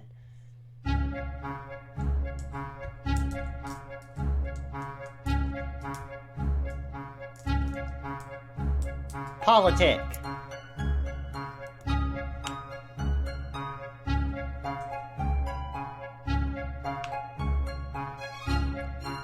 There's a Spidspad? Oh, chicken.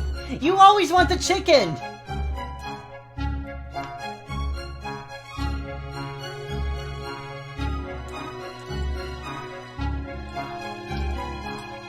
Growing boys gotta eat. Godclaws and you are arguing about what to have for lunch. She got to pick last time. Suddenly, your favorite food flies down from the sky and perches within arm's reach. The magpie chirps. Have either of you seen a cornfield around here? Your stomach growls. It's tough, but help the bird. Scream and flee. Why was that bird talking? Oomph! Burp.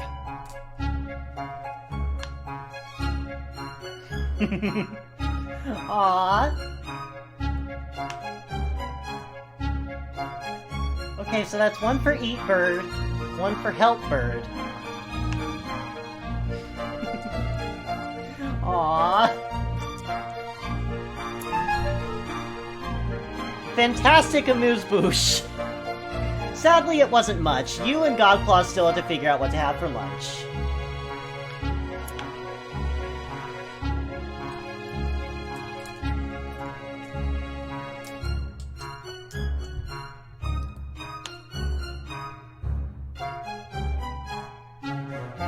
Sovereign picked a politic puzzle last time, so we'll do that. Puddle. So we'll do that. Your neighbor, the elder monster Eulalia, walks slowly in the direction of the brood cave. Eulalia? Who? Watch her, or follow her.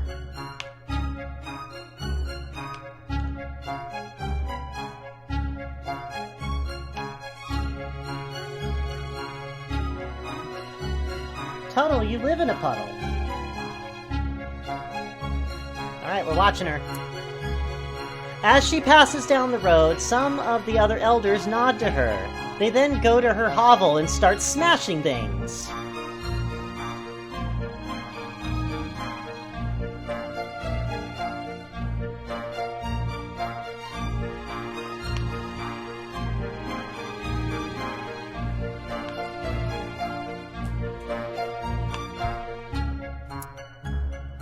Greedblitz stops tearing apart Eulalia's dining room table and says, she feels herself beginning to dissolve. She's going to go release herself and become one with the slime in the spawning vat. What happens when monsters dissolve themselves? Join the monsters clearing out her hovel, or run after Eulalia and thank her for her contribution.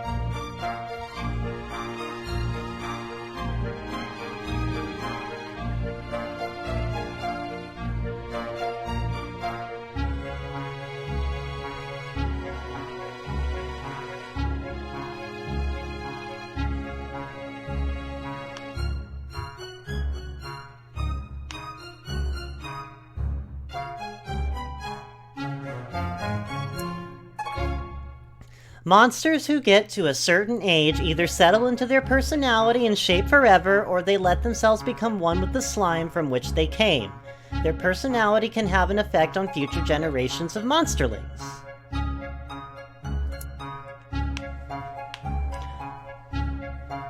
And yes, asking is usually free.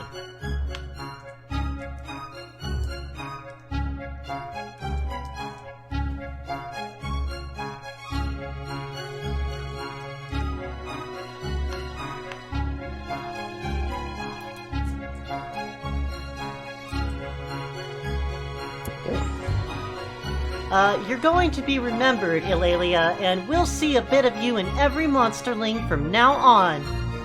Eulalia wipes a slimy tear from one of her smaller eyes and sniffs. Give her a hug or tell her a joke.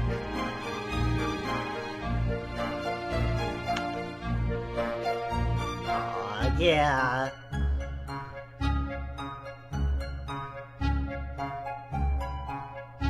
Last vote?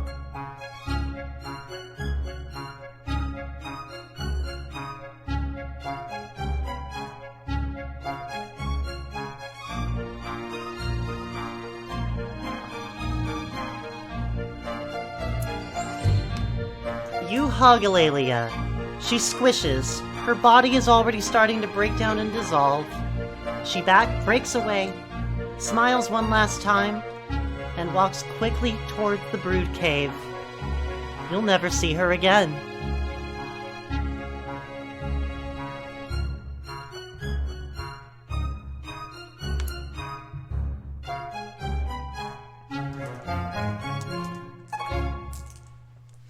Alright, politic or explorer?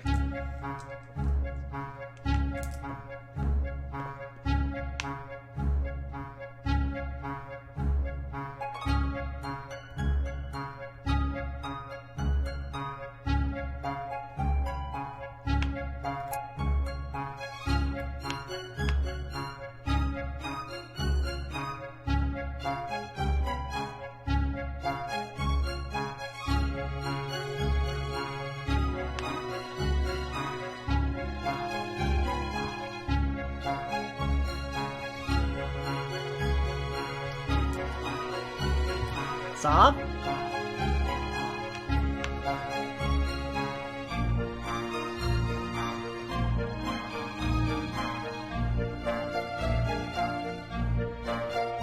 Alright. We've got 2 for the goat, but the next one will be the footprint. Squirrel hops into a pool of sunlight, bright-eyed and bushy-tailed, ready to bury nuts and make something of itself. You drop on it from a branch, grab it, and twist its head off. Delicious decapitation. A young wolf suddenly leaps in front of you, snaps the squirrel out of your claws, and runs off laughing and barking. Wolves can bark now? Isn't that only dogs? Turn the tables on the wolf, or chase the wolf into the bushes.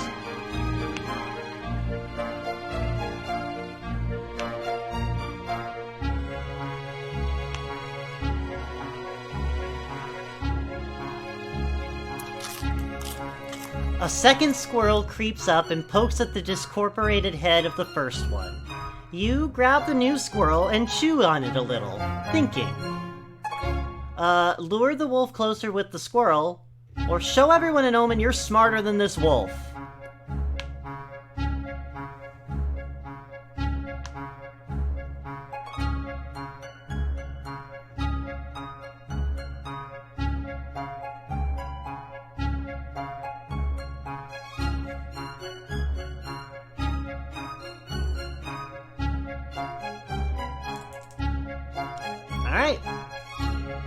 Gonna lure the wolf in closer.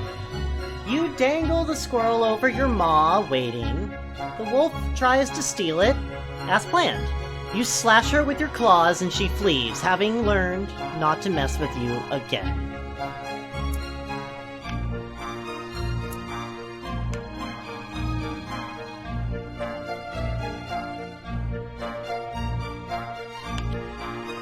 You and Nash encounter the Proud Bear. This is an honor and a problem. The Proud Bear has killed monsters, something rare in the animal kingdom. He stares at you. Does one consider the bear, formulate a plan of attack, nod cordially and leave, or flee, leaving Nash behind? Game recognized game. So it seems like what does Tuttle say? Tuttle? Recognize game. Alright, nod cordially and leave. The bear doesn't move. You go back the way you came.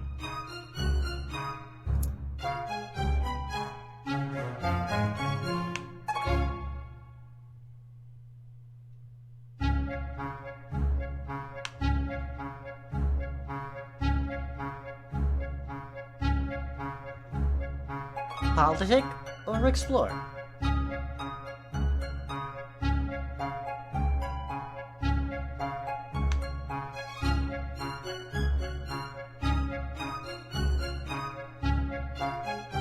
We lust for wonder.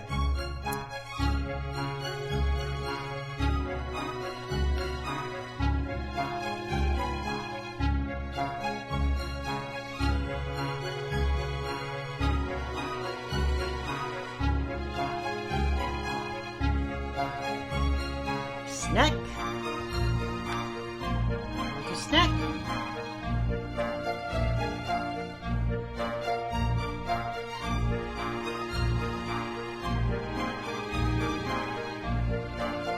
Snack it is.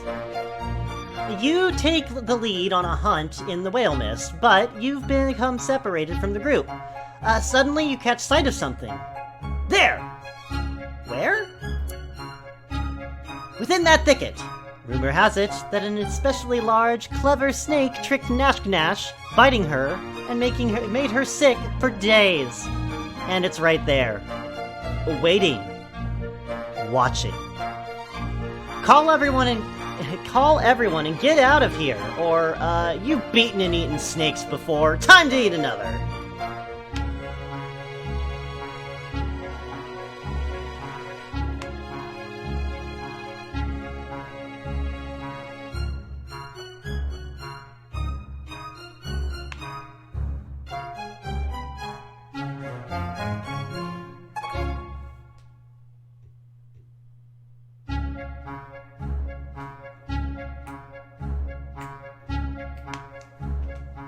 Eat snake to consume power?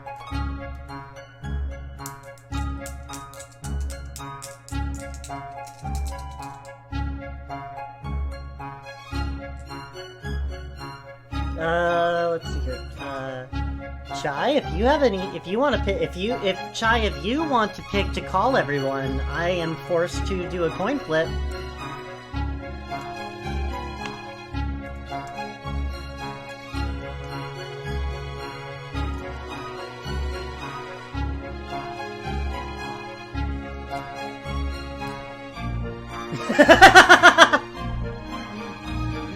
Alright, 3-1, eat snake. You slowly creep up on it, sharpening your claws. Suddenly you stop. A print in the dirt is clearly from Nash's foot, and that's definitely dried monster blood around it. Lure the crafty serpent into a trap so it can't bite you? Or use yourself as bait. Be the trap!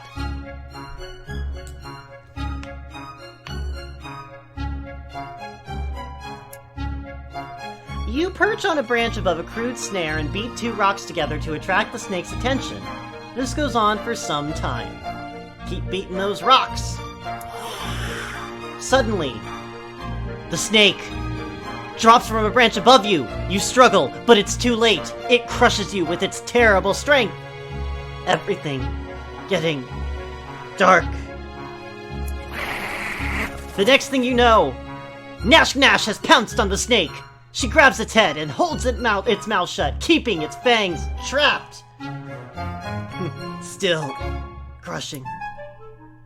Nash Nash bites the snake's head off and swallows it. You gasp as the coils loosen.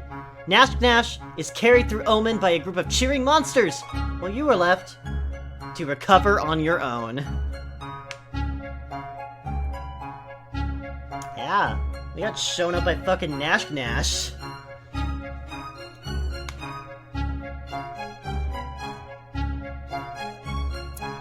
Lost some respect for that one. Should we lick our wounds and just politic with the monsters for a while?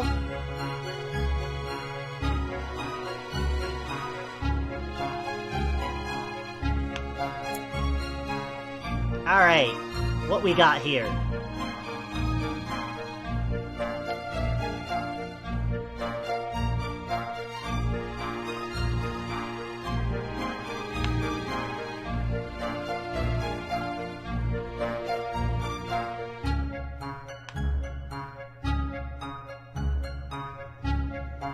Spider, Smug, Clever Fingers, and Point. That's a three-way tie.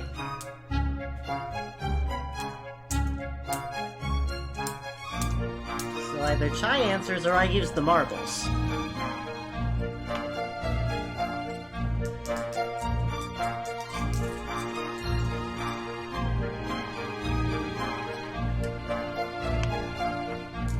Alright, well, I've got a red marble, a yellow marble, and a blue marble.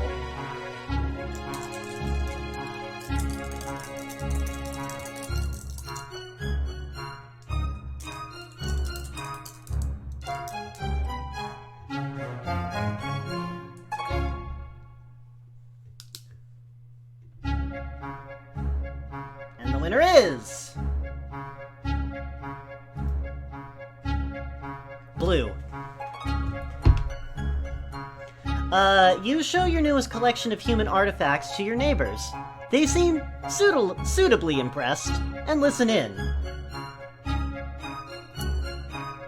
The truth is, you just found them in the woods, but everyone seems so interested, it would be a shame to let them down. Monsters, do love a story, so you could stretch the truth. Lie big. Tell them you tricked a human. Just a little lie to keep things interesting, or tell the straight truth.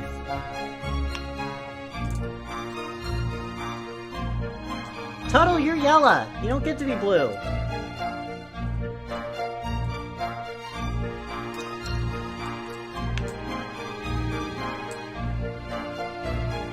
We are honest and strong. We can't check it right now. We are honest and strong. We need no lies.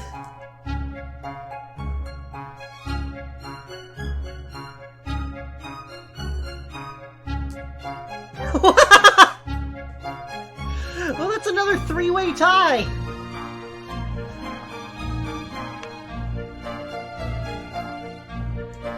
Marbles or Chai-breaker? Whoa! Now though, the scales...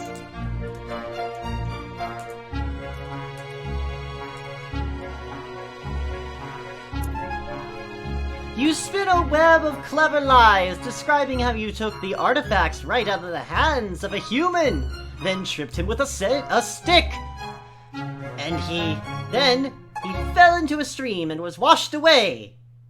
How do they react? Everyone applauds, believing you completely.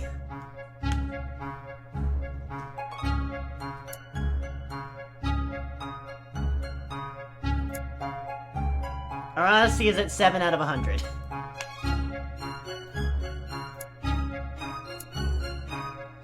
Bravery is 92.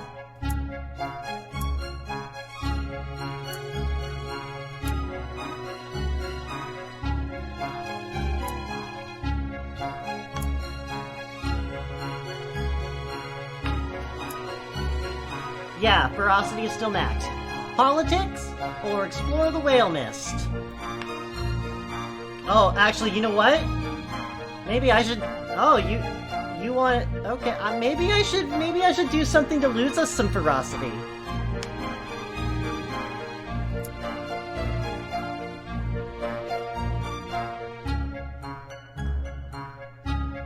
We got a lot of monster faces here. And then...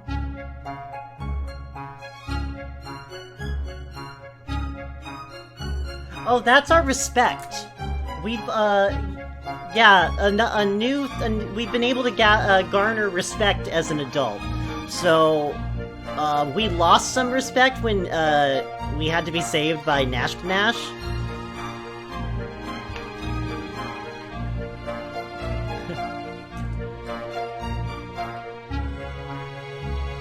Whistle Lips?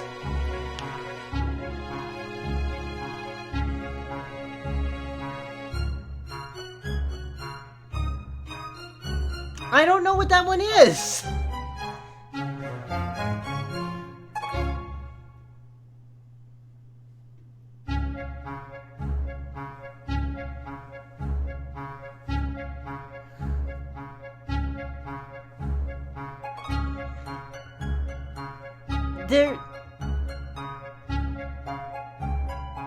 None of them have lips!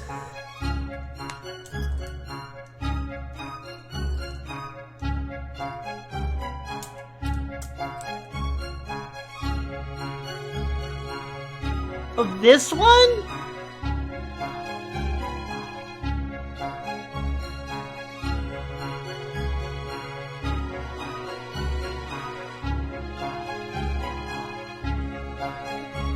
That one's thinking. You scoop a big fish from the forest stream. As you're about to bite into it, it says, "Wait, wait! I'm magic! I can grant you a wish!" Sounds legit. Believe the fish, or dispute this spurious claim. Oh, hi, Frank.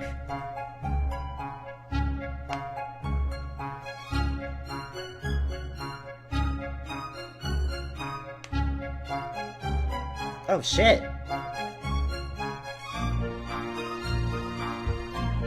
Oh, short, you say?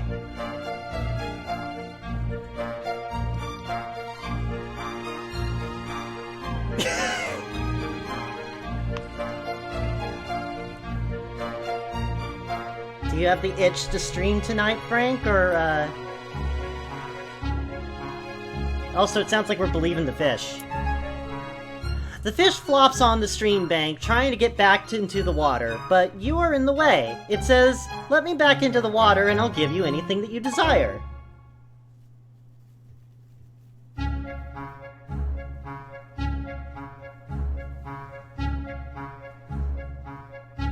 Something to eat, something to fight, or a million snacks.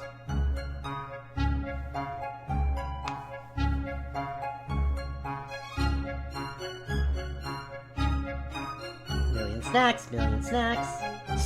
This is a lot of snacks. Snacko! Alright, looks like we're getting that snacko. The fish says, "Go home and you'll find that you have the biggest larder in Omen." You kick it into the water and rush to your hovel, where you learn that the fish has deceived you. At least nobody knows about the trick. That's the bad news! Turns out that fish was a big-mouth bass, and has been telling everyone in Whale Mouth Mist how gullible you are.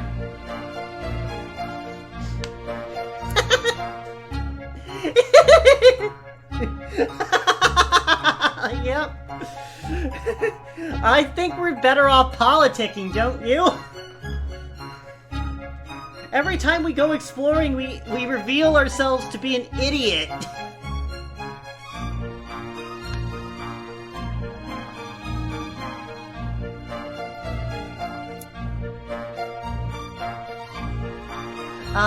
Oh, Frank, this is Monster Loves You. It is a monster life simulator. You go through and, you know, do a bunch of little things, perform actions, get specific stats, and, clever fingers. And adulthood, and actually elderhood.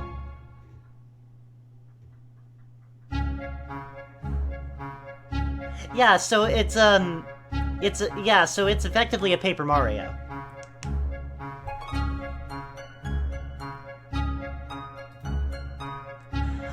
Blistry comes to you, flapping her winglets and clenching her claws. Mupsy Moral is looking for me. I overslept. I missed the hairy hare hunt. What's so bad about that? Or, okay?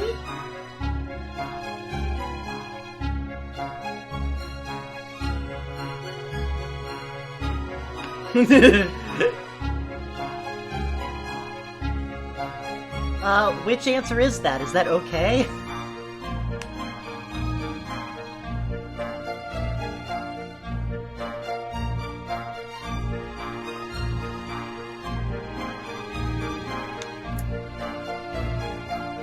Blistry suddenly leaps to the top of a garbage can, spreads her winglets, and glides away.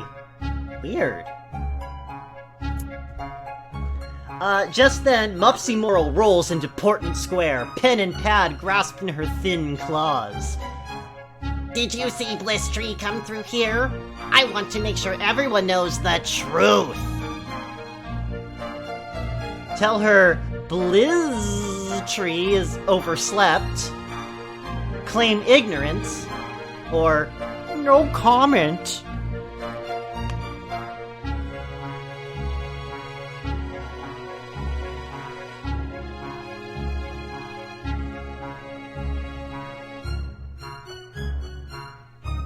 Chai! It's also mine! Oh, shit. No comment, overslept. That's a tie, unless we have a tiebreaker. Frank.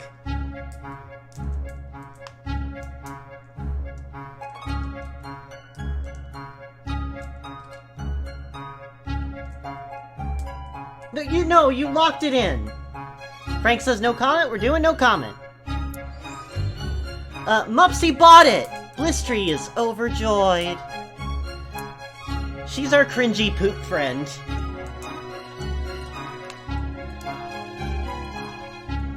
Actually, World of Warcraft is a Paper Mario.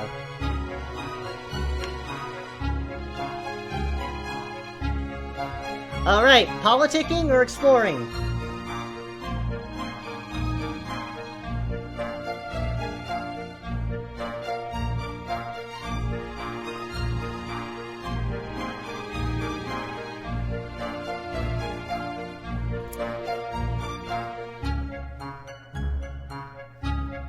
Alright.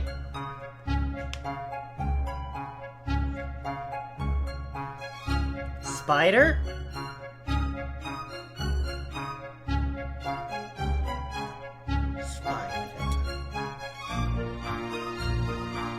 He is our hero. Alright, today is the day of the Spinner 500, the big spider race. Winners are regarded highly by all around town. Let's do this, or let's not. Alright. But your spider hurt her leg this morning. What should you do? It's a noble race. Watch with your spider. Cheat. She's normally the fastest spider in the world. Even the playing field. May the best spider win. Enter yours unaided.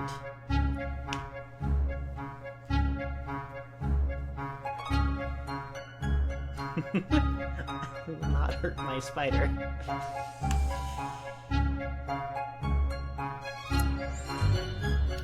With a tear and a smile, you and your spider watch from the stands. The spider sucks the butter out of a piece of popcorn and gives you 4 tiny thumbs up at once. Man. She rubs her healing leg and says, Next year's the year, if a bird doesn't eat me.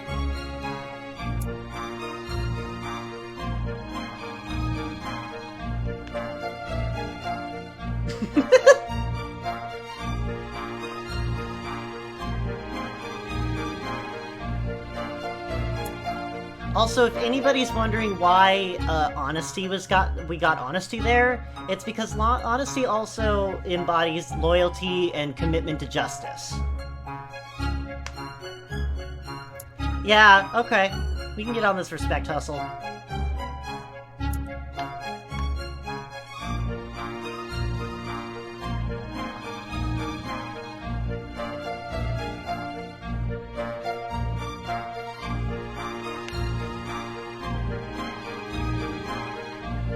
I need a selection. Rock. Rock. Dashing man. Oh. Tuttle, you can't pick yourself.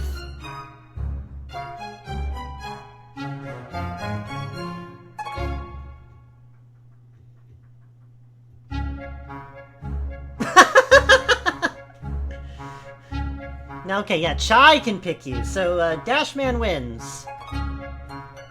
A small pack of elder monsters are huddled at the edge of Omen, watching the woods and discussing something in hushed tones.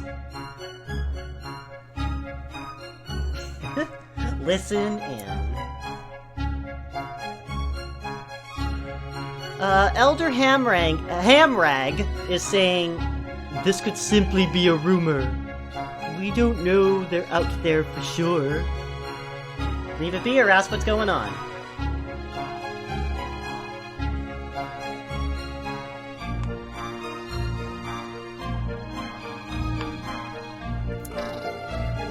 Hamrag says, "Some of the younger monsters have seen others in the whale mist.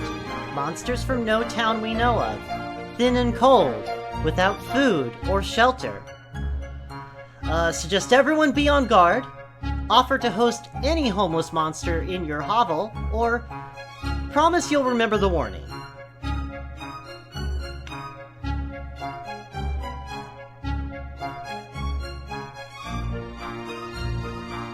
Dang. I think we gotta... The elders are impressed by your unusual offer. They look at each other, then shift the conversation in the same direction. If the strange monsters come into Omen now, they won't be met with violence.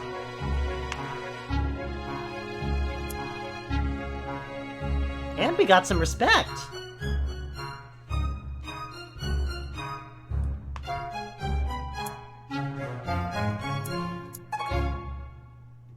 We're so ferocious yet kind. Rock?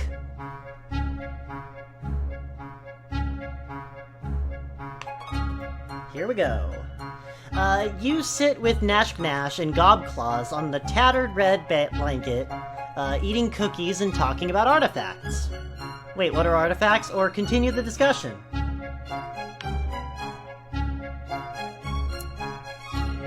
Gobclaws sighs. "I really like artifacts. I want a nice big collection, but it seems like I can never find any good ones." You and Nashknash exchange glances. Glance. Nashknash runs a claw along the handlebars of her little scooter. You both know some good spots.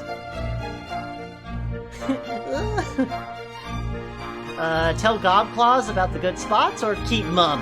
You can help her in other ways.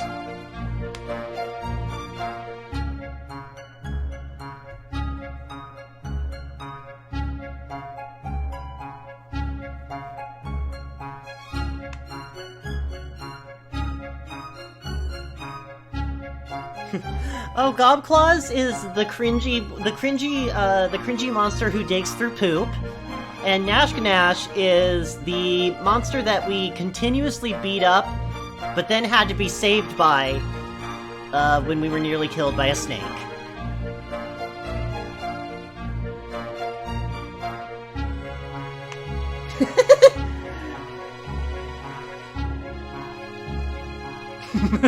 Alright, we're telling Gobclaws.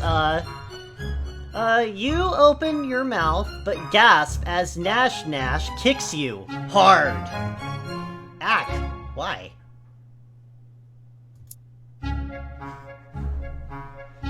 Nashknash whispers, That'll be less stuff for us. I don't care if you have less stuff, but if I do, you're in big trouble. She pokes you with her claws to make her point. Do we keep the secret or tell her anyway?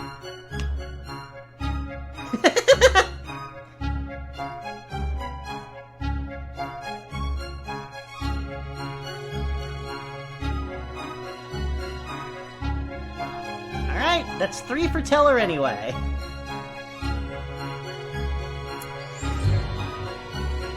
Gobclaws clicks her pincers happily as she does a little dance of thanks. She scuttles off in the woods to check out the places you described. What about Nash Nash? Nash Nash makes good on her promise of big trouble in the form of a thorough drubbing. You claw back to your home, exhausted and bleeding.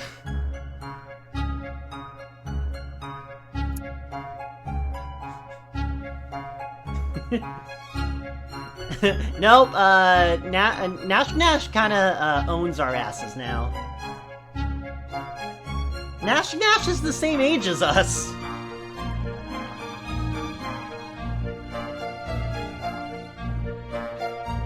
Alright, more politicking or do some exploring? Yep, last day.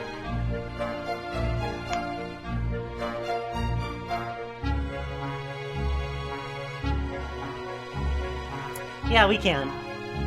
Got some monster phases and, paw print. Or, face, a broken arm, and a hole.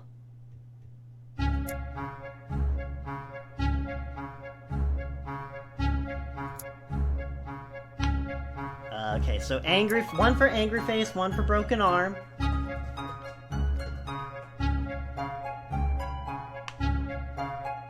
Two for broken arm. Oh, and Sovereign is going to get food. And Chai's abstaining, which means broken arm wins.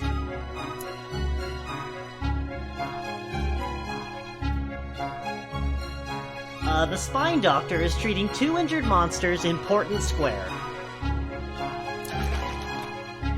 She breaks off her own quills and uses them like sewing needles. A little iron pot boils over a small fire, but it's just water. The doctor seems to have run out of something. Who's the Spine Doctor? Who's hurt? Continue to watch, or offer to get involved? Who is the Spine Doctor? She's Marinus' cousin twin, and has many pointy bits all over her body. She is an ancient monster, older even than an elder, and has healed the sick for many years.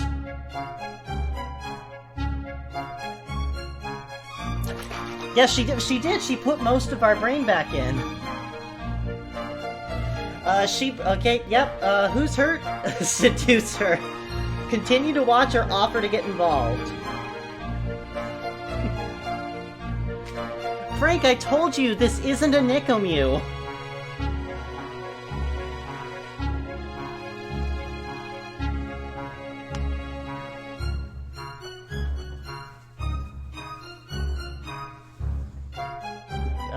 Offer to get involved.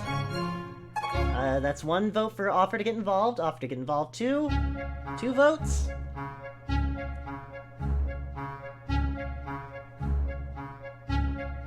No, it's absolutely not subjective at all. Yeah, get involved. Also, Chai, we're an adult.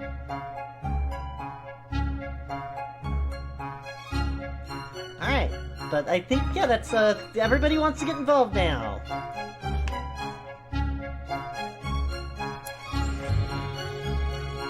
Alright, you join the Spine Doctor, who accepts your help approvingly. How will you aid her? Hold the cuts closed while the doctor prepares the medicine.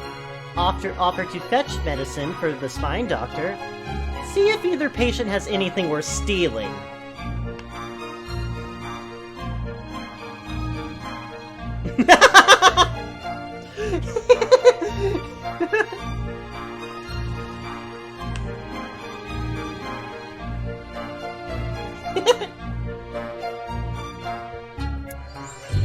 Kindness maxed! It's sticky work, but you pinch shut the wounds and staunch the bleeding long enough for the doctor to ready a healing salve.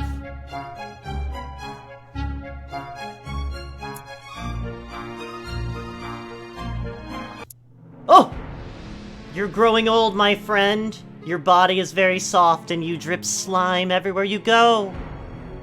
It's getting hard to leave your hovel. Stay inside and think about this, go see the spine doctor, or embrace your fate.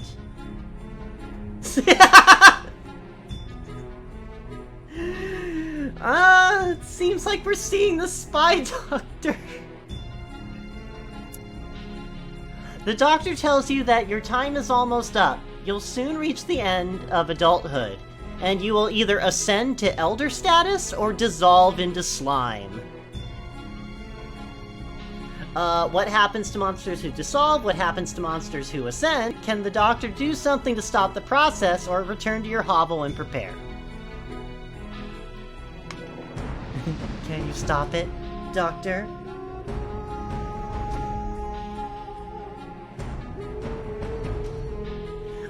Also, Frank really wants the doctor to touch him more.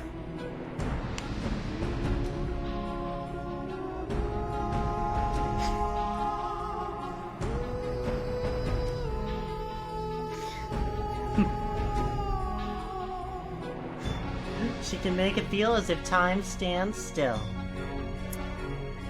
The spine doctor says, there is a treatment that might prevent your disillusion.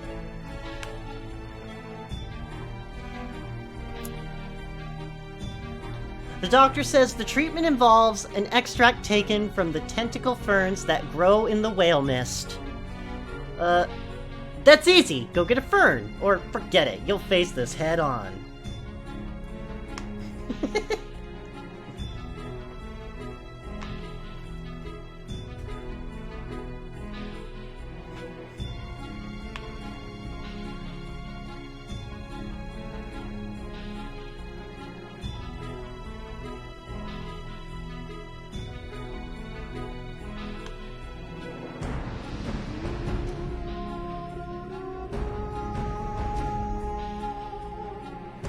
Okay, so do we get a fern, or do we face this head on?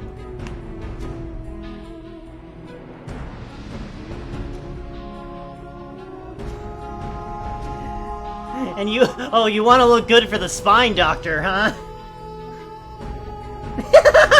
Yeah.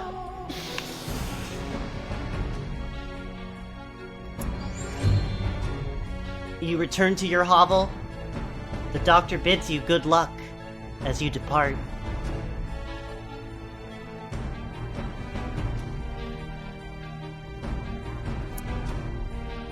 A group of elders is waiting at the door of your hovel. They've seen your drippings. They know it's time for you to dissolve or ascend. Refuse to go? Go with them to dissolve or become an elder, or ask them to come back later. Oh, you already said go with them. Okay.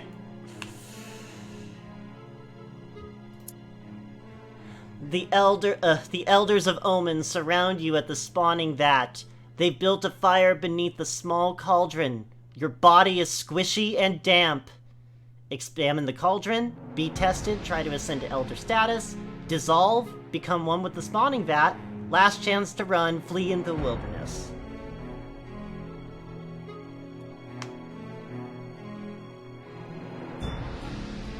Hi, Yavoos! We're just about to try to ascend.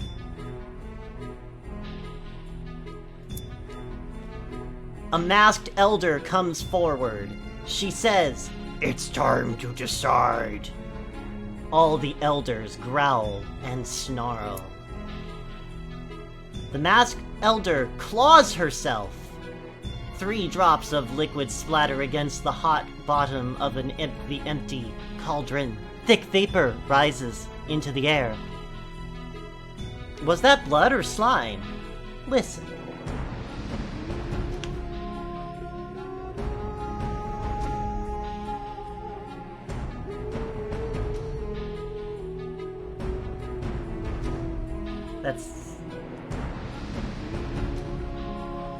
Yeah, they are. You can't be sure. Depends on how much she respects you. Go on.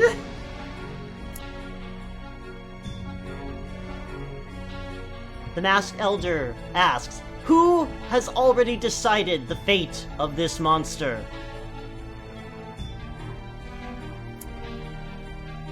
None of the other monsters come forward.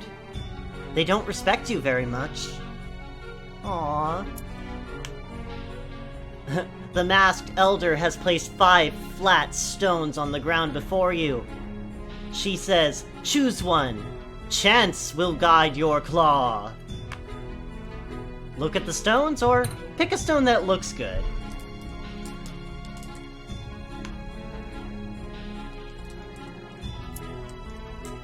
Each stone is stained with the old blood and polished by the touch of many a paw. You can't tell one stone from the other. Here we go.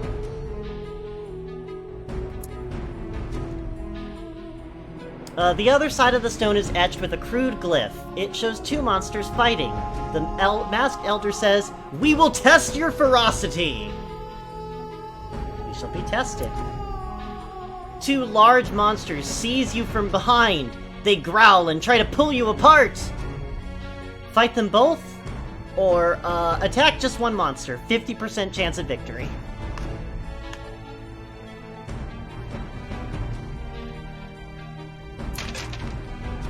You flick your claws out and squirm around to face your attackers. With a blood-curdling shriek, you give each one a face full of slices.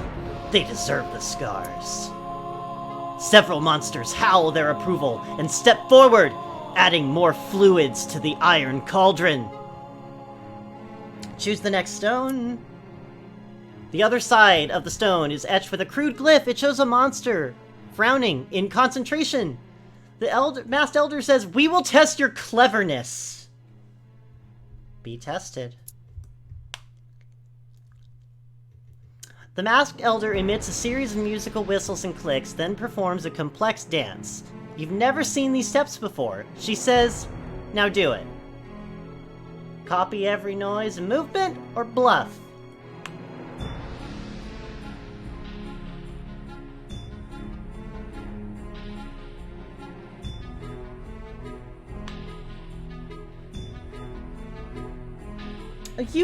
You explicitly worked against us getting cleverness.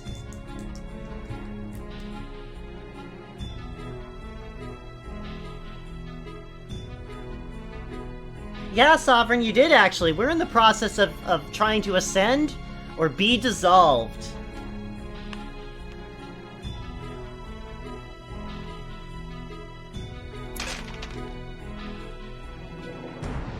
So close! You missed one of the clicks and 2 of the dance steps! Failure! If only I had 4 left feet, like Grit Mitten. A few monsters hoot and snarl, but most of them watch you in silence. As the fire dies down, the Masked Elder gestures to the remaining stones. Dance over the cauldron. You hold the cauldron, which contains the portentous infusion. It's heavy. Look in the cauldron or drink the portentous infusion. If there's enough blood in it, you'll ascend.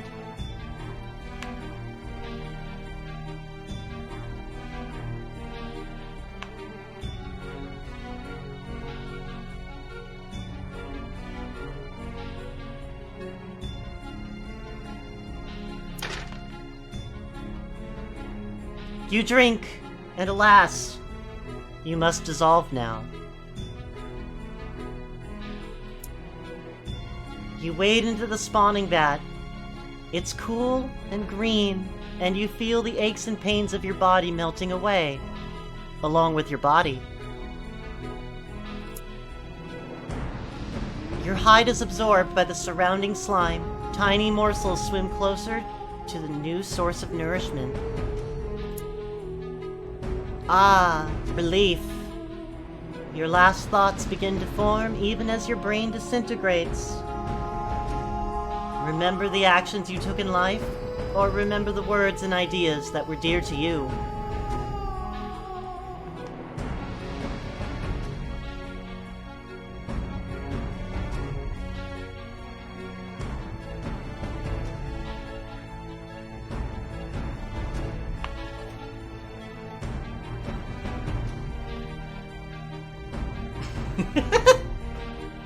By the way, for Frank and Yavuz, Rotten Tuttle here have been the resident rowdy boys this entire time.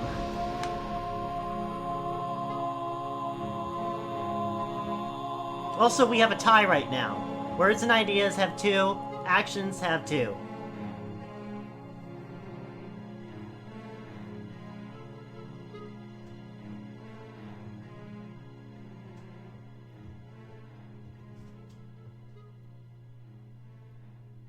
If I don't get one more answer, I'll turn to the coin.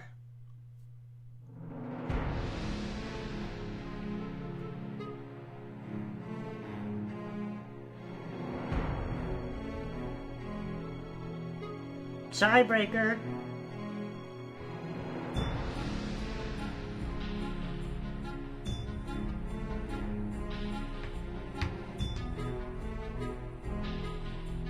Actions. As your body unravels in the slime, you dream of fighting and eating and screaming, standing unafraid against frightening enemies, or defending the innocent from those who would do them harm.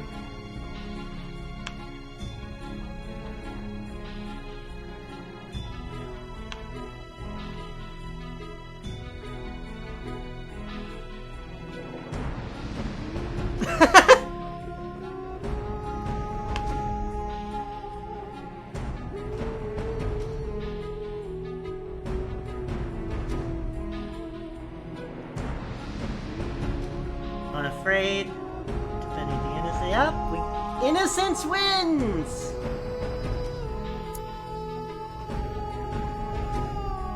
Your body is gone now. You are a dream of kindness.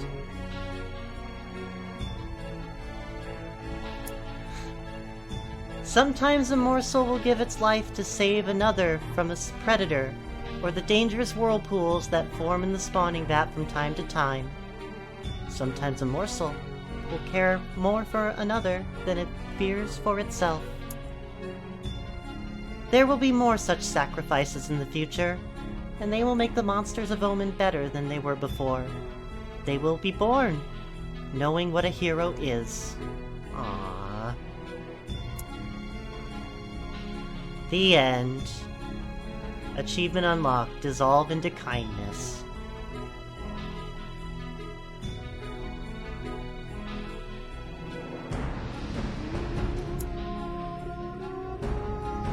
No, Sovereign, we ate Hansel. We sent Gretel back. Also, yeah, our cleverness was under 50%. Yeah, wasn't it?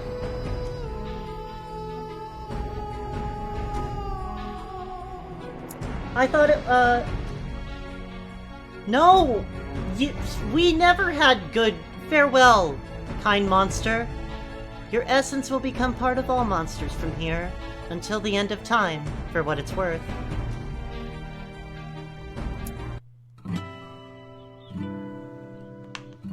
So that was a game. That was a playthrough of Monster Loves You.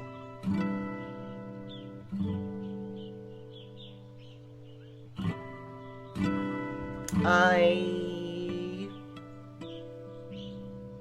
hope you all enjoyed. I thought it would be a cute little fun game to share with you. I came across this a few years ago, and I really liked it. I was quite taken with it. I think it's a charming little game, and it's something that you can play pretty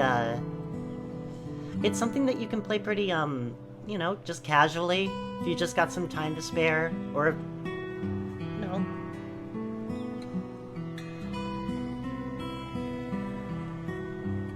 It's a very nice game. So, and just to give you an idea of what other things can happen. I've done this one before where, all monsters are destroyed.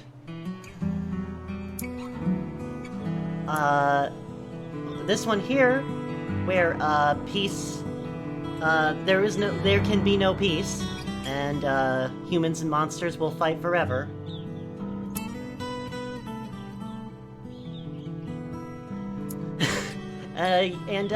You dare to find the narrow gap between fear and hate. And now humans and monsters work together for the benefit of all.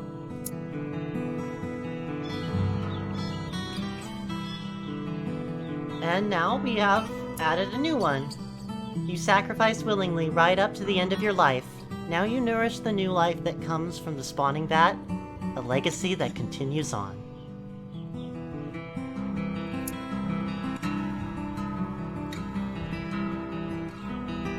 Maybe some other night. I can try a different playthrough with somebody, but I'll probably just do more by myself. Yeah, it's a... Yeah. Well, thank you all for coming. I'm glad that we could get through the entire game. I was intending on going as far as we could. And, looks like we made it.